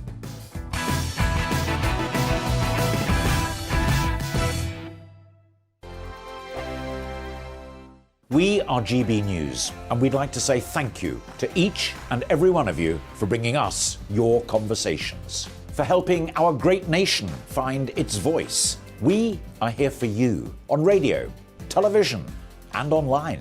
Across England, Scotland, Wales, and Northern Ireland. It's not the BBC, you actually get your facts right. We are proud to be GB News, the People's Channel, Britain's news channel.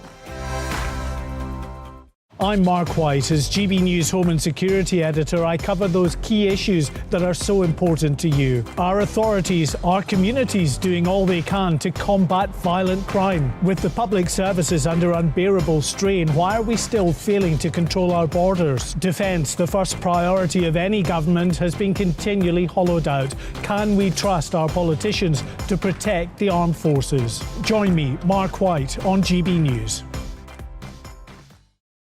Join me, Nana Akue, Saturday and Sunday afternoons on GB News.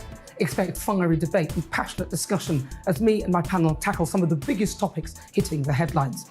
It's a place for everyone's opinion. No one gets cancelled, but no one gets an easy ride. Oh, she's on it today! Be ready for conversations that are fierce, frank, and of course, fun. Every Saturday and Sunday afternoon from 4 p.m. on GB News, the People's Channel.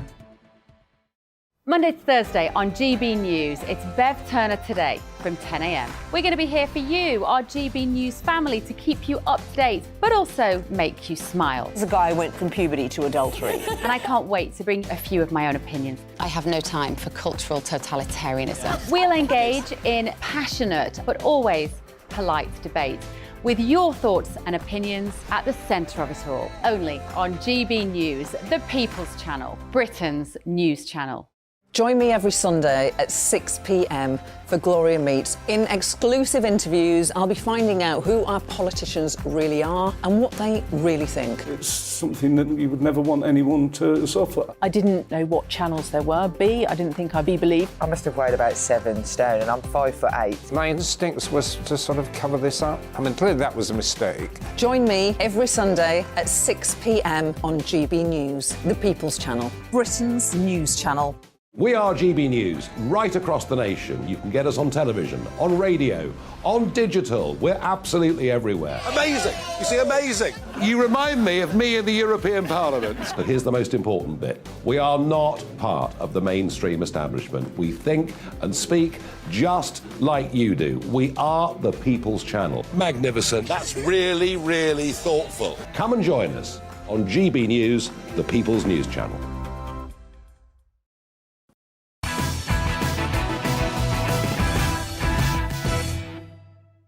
Let's return to tomorrow's News Tonight now in our media buzz.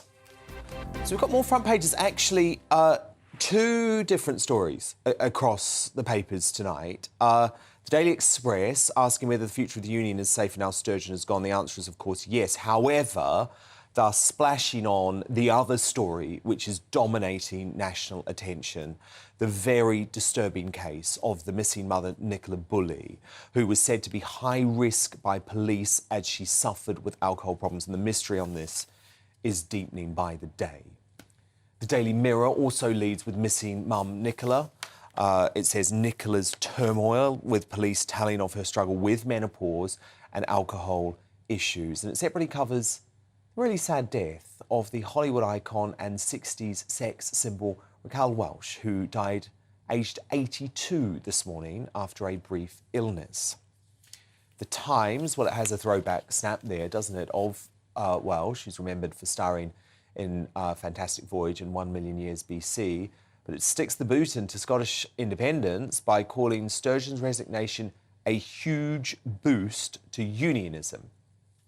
The Guardian cites Sturgeon's complaint that she quit because of the brutality of politics. I will just remind everyone, it was Sturgeon who went on the BBC literally a few weeks ago and said, I detest the Tories. So can we please just stop with all of this thing about Sturgeon wanting to bring civility to politics, because she's done the absolute opposite in Scotland. She's derided so-called TERFs, like the very brave JK Rowling, and she has caused deep division between unionists and separatists in that country. So Nicola Sturgeon doesn't want some sort of softer politics, believe me. Jim Davidson's going to be giving his reaction to this shortly. But now my superstar panel return, the broadcaster and author Christine Hamilton, the businessman and activist Adam Brooks, and political editor at the Sunday Mirror, Nigel Nelson.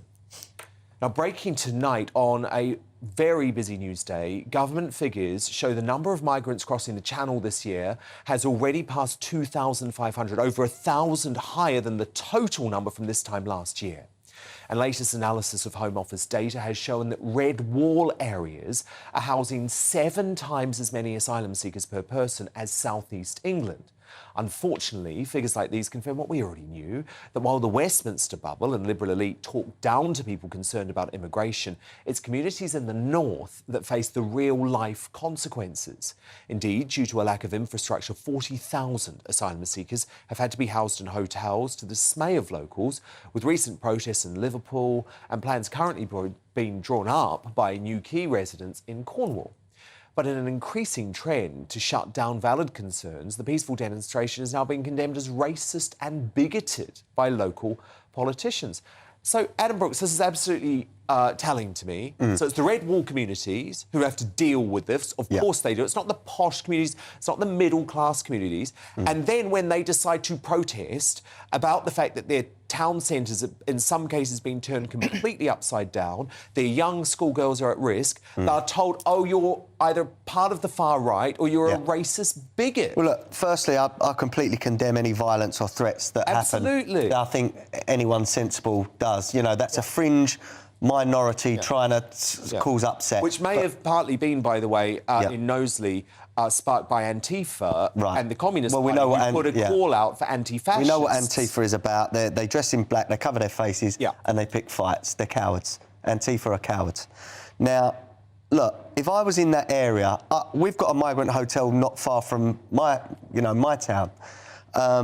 If I'm in that area and there's a problem and there's allegations of rape and there's crime being committed by people that are apparently in these hotels, I would have been at that protest. I'm a father of 3 kids. I would have been there and I would have been voicing my concern, asking questions. I'm not far right and I'm certainly not racist. I would be a worried parent. Now, I was in my council offices, Epping Forest Council offices, about 2 or 3 weeks ago, sat in reception. I was there for about 20 minutes. 5 migrants came in and demanded food. Now, the receptionist, lovely lady, said, look, it's not our issue here. The hotel needs to feed you. And they was demanding food. The lady then took them to a food bank, which I think is next door or around the vicinity. Now, why should food banks be feeding these migrants when government are handing out contracts to Serco and other hotels to feed them and house them? This is a mess. It's a total mess. It's an unbelievable mess, and if the Tories don't get a grip on it... I mean, Rishi Sunak is apparently sitting on some great plan to control immigration, but the figures you just quoted about the number of these migrants who are disproportionately in the red wall seats, that's not going to get him re-elected in those seats, is it? And I simply... It beggars belief that the government has not done anything about this. What was it? 2,500 already this year. We're only on February the 16th or something. I mean, it's mind-boggling. And who makes the decisions where they go? This is what interests me. Is it somebody in the Home Office who thinks, well, let's put them in the red wall seats because that will ensure that a lot of those seats that weren't going to be lost anyway. Where the accommodation is, which is the problem. Yeah, but Labour has always offered that up. Labour councils have historically always offered... they don't want to be thought racist and far right. Exactly that. So it is historic. 7 times the number. Yes, no, I agree. I mean, what should be happening is they should be distributed through local authorities throughout the country. What's happened? I think they should be processed offshore. Well, yes, I know you do. Given they're not. But given they're not. I mean, while you've got the problem of actually putting them somewhere, it should be shared. So the West Country should be sharing it a bit more. But these protesters aren't racist. Well, are they? Some of them might be. Of course, not every one of them would be in it. And if Adam went out protesting because you felt you ought to, you wouldn't fall into that category. But I got an email this afternoon from Paul Golding, who is the head of Britain First. And he sent me a press release boasting about how they had protested outside 100 migrant hotels. And they were now escalating their campaign and trying to draw in local people to come and join them. Britain First comes from the BNP. These people are right-wing, they are racist.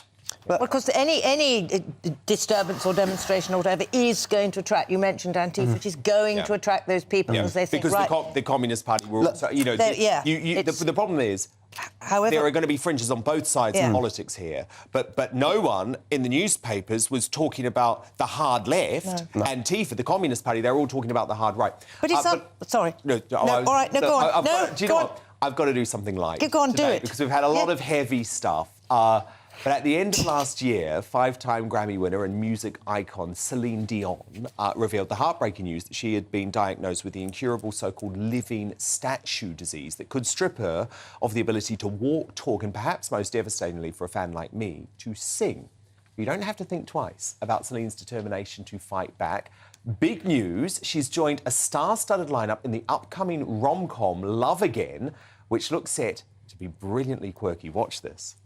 I miss you so much. There's an aching inside of me.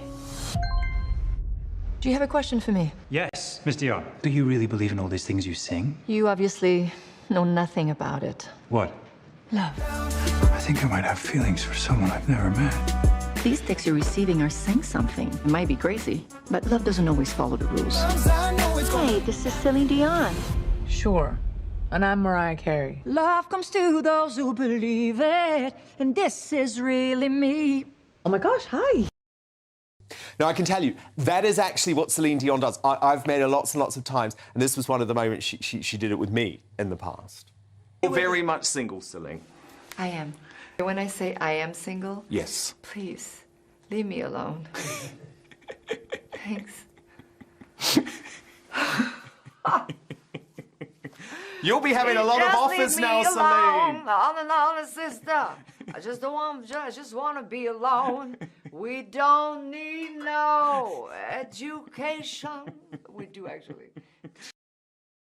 Honestly, I love that woman. I love that woman. I will be going to that movie. Terrible plot line, but I will be going. Nigel Nelson, Adam Brooks, Christine. I can't believe what I've just seen. We do a variety on this show. We do. Now, You do. Coming up, if Nicola Sturgeon didn't have enough to deal with today, oh my goodness, she's going up against JK Rowling in the Greatest Britain and Union Jackass. I'm not feeling positive for her. But next, in Uncancelled, will scheming Sturgeon's Scottish legacy ultimately be seen as a success or a failure? One of her biggest fans from the world of showbiz, really, Jim Davidson, gives his verdict. You're not going to want to miss this. I think it will be blistering. Jim Davidson live in 2 minutes' time.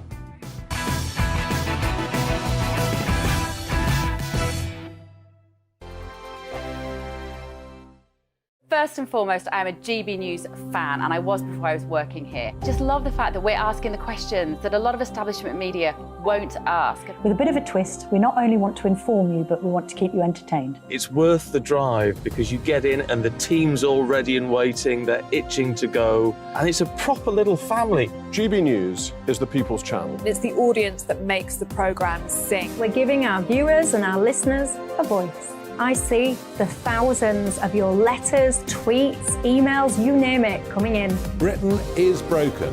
How on earth did we get into this mess? But more importantly, how do we get out of it? The establishment had their chance. Now we're here to represent you. It's time for something different. It's time for GB News. I'm very patriotic. I believe in Britain.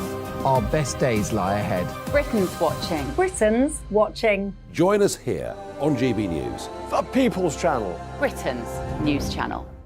We are GB News, right across the nation. You can get us on television, on radio, on digital. We're absolutely everywhere. Amazing. You see, amazing. You remind me of me in the European Parliament. But here's the most important bit. We are not part of the mainstream establishment. We think and speak just like you do. We are the People's Channel. Magnificent. That's really, really thoughtful. Come and join us on GB News, the People's News Channel.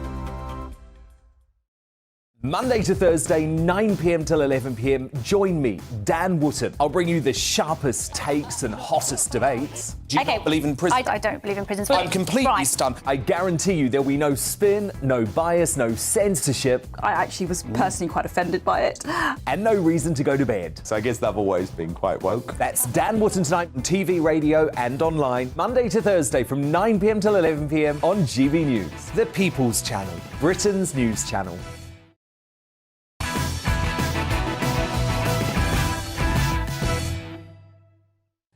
It's time for Uncancelled.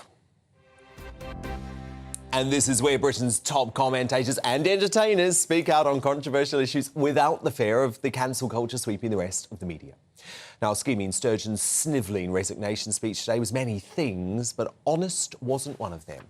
Trying to banish the awkward questions over her departure, she was desperate to say it was definitely not because of the mountain of external pressures bearing down on her in recent weeks.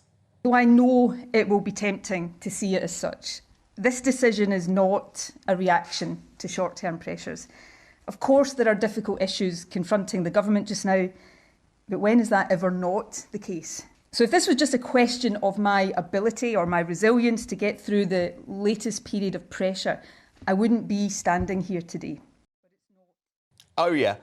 There's absolutely no way you resign because of your fixation on a woke fringe issue that ultimately caused your demise. Even former US President Donald Trump saw through her web of lies from across the Atlantic. In a blistering statement tonight, he said, "Good riddance to failed woke extremist Nicola Sturgeon of Scotland. This crazed leftist symbolises everything wrong with identity politics. The wonderful people of Scotland are much better off without Sturgeon in office." And if you need a refresher as to why, look at this. I don't see how it's possible to have a rapist within a female prison. It's not about whether they are trans or not. In this individual case, this is a person who's been convicted of rape. Trans women are women, but in the prison context, there is no automatic right for a trans woman. So there are contexts where a trans woman is not a woman? No, there is. My comments about her, the person being a rapist is in context of what should happen to them within the prison service. I think you just referred to Ira Bryson using the word her. Does that mean you do, in fact, think she is a woman? Anything into... I am trying to rationally... Individual. Look, you started saying her. Do you regard Isla Bryson as a woman? Herself as a woman. I regard the individual as a rapist. Well, look, there was only one man I knew I needed to speak to about Sturgeon today. One of her biggest fans for all the wrong reasons and one of Britain's top entertainers, Jim Davison. But, Jim, I don't know if this was a coincidence. I'm told, Jim, you were actually in hospital, right, at pretty much the same time. Oh, there you are. Sturgeon made her announcement, Jim, with the two things connected. And anyway, and are you OK? Yeah, I'm okay. Well, I won't tell you what happened, but I won't be riding my bike for a long while. Oh, God. Yeah, you know them telegraph poles that them Scotsmen, they toss the cable? Yeah. Well, I won't tell you where they tossed it. No. I thought I was going to come on here and talk about a surgeon, not Sturgeon, but now she's... I'm okay, thank you, and thanks for all the best wishes. It was just a routine check, what old men have up the off. Yeah. But funny timing, because at the same time, Sturgeon was off. Yeah, when I've got the Sturgeon was off. And do you know what? I'm sad she's gone, because there's a lot of comedians I know that do great impressions of her. And she was so easy to take the mickey out of. Now there's going to be another bloke turn up that no one can do the impression of. It's going to be a nightmare. And I think that this trans row that she was going on, because I think she's two people herself. Not people. I think she's this. She's half a human and half a woodpecker. Because you not notice the way she speaks. Every time she's pecking a thing on the thing like that. And I think that she's gone. Here's the reason, because she can't get her own way, because no one agrees with her. No one agrees with those wokey, silly things, you know, that she comes out with. It's an absolute nightmare. And I think she's going to be missed, because I don't know of any other Scottish politicians. I mean, my father was Scotland, all my family in Glasgow. I was born down here, so I don't really have a say. But the fact is, I don't know any of the other ones.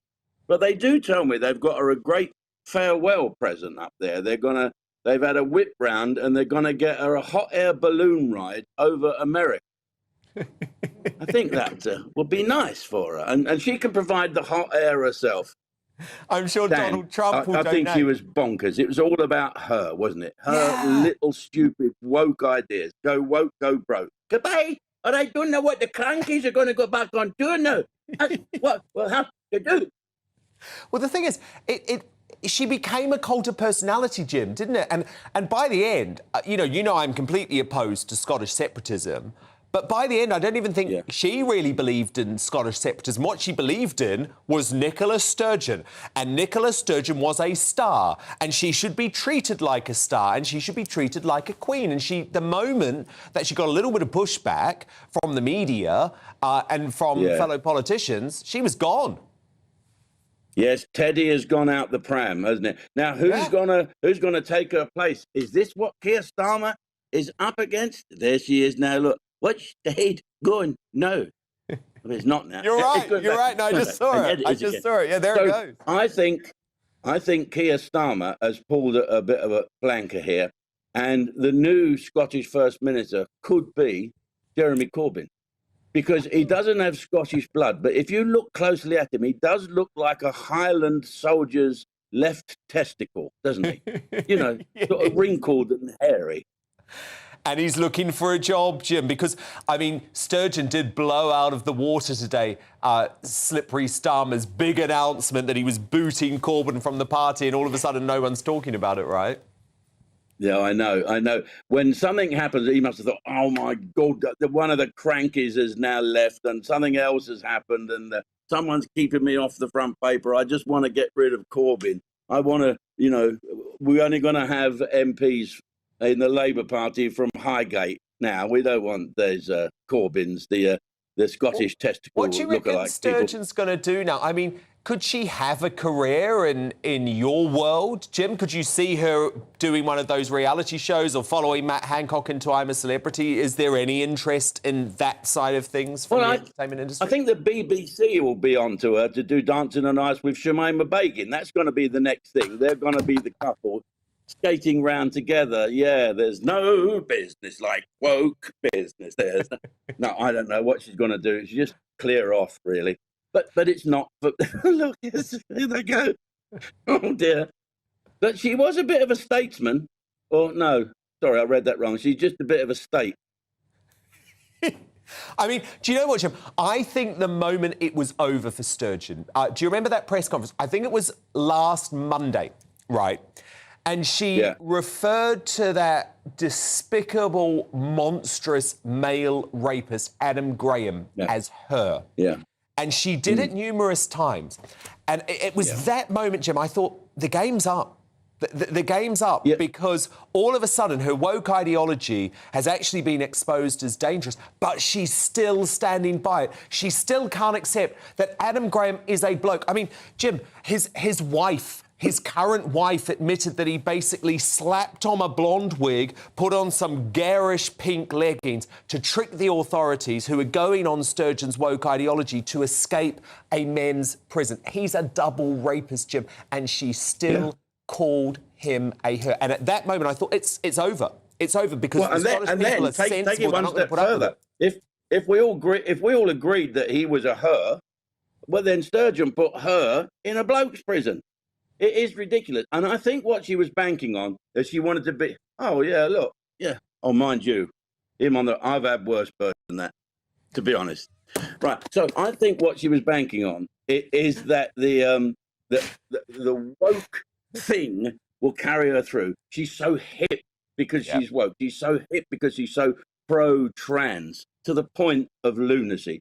She's pointed out to me that just going down that road is mental.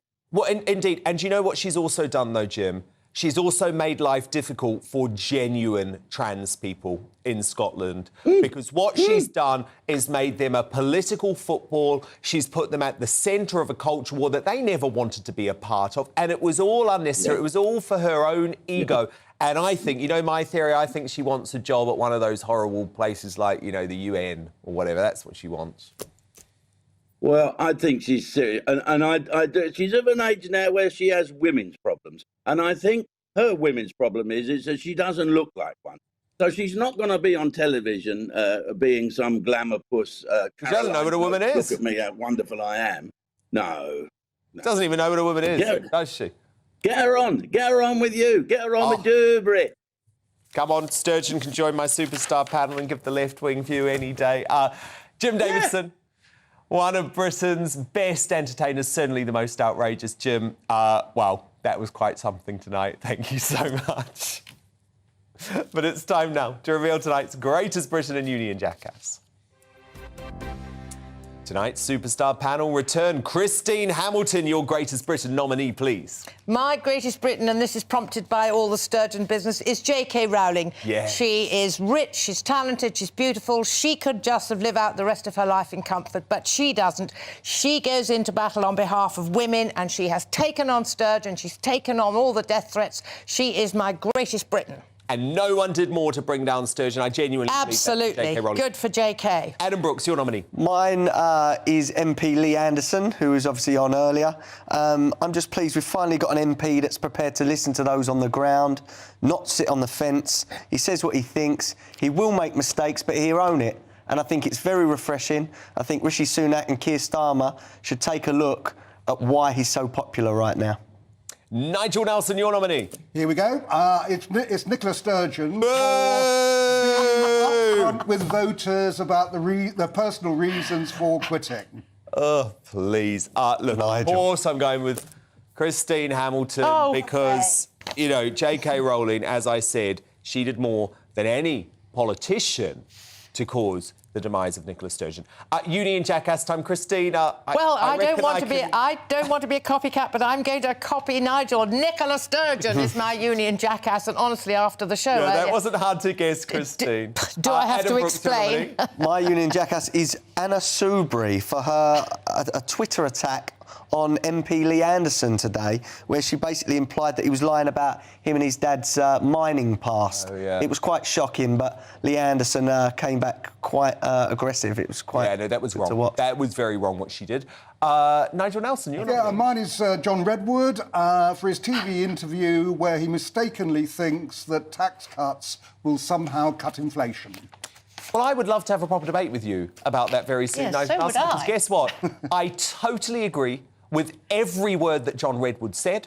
I think he's completely right. I back the Conservative Growth Group, and Truss back in number 10 would be the answer right now, and you're going to hate that. But anyway, we'll debate it another time. Of course, look, there's only one winner today. Double win for Christine Hamilton. Union Jackass, possibly of the year. Nicola Sturgeon, she's put women's rights in Scotland back a generation. She's turned trans people into a sick political football, and actually she's finished Scottish separatism for a very long time. But that I will celebrate. Christine Hamilton, Adam Brooks, Nigel Nelson, thank you so much for being my superstar panel on a big day in Scottish politics. I'm back again tomorrow from 9 p.m. Good night. First and foremost, I am a GB News fan, and I was before I was working here. Just love the fact that we're asking the questions that a lot of establishment media won't ask. With a bit of a twist, we not only want to inform you, but we want to keep you entertained. It's worth the drive because you get in and the team's all ready and waiting, they're itching to go, and it's a proper little family. GB News is the People's Channel. It's the audience that makes the programme sing. We're giving our viewers and our listeners a voice. I see the thousands of your letters, tweets, emails, you name it, coming in. Britain is broken. How on earth did we get into this mess? But more importantly, how do we get out of it? The establishment had their chance. Now we're here to represent you. It's time for something different. It's time for GB News. I'm very patriotic. I believe in Britain. Our best days lie ahead.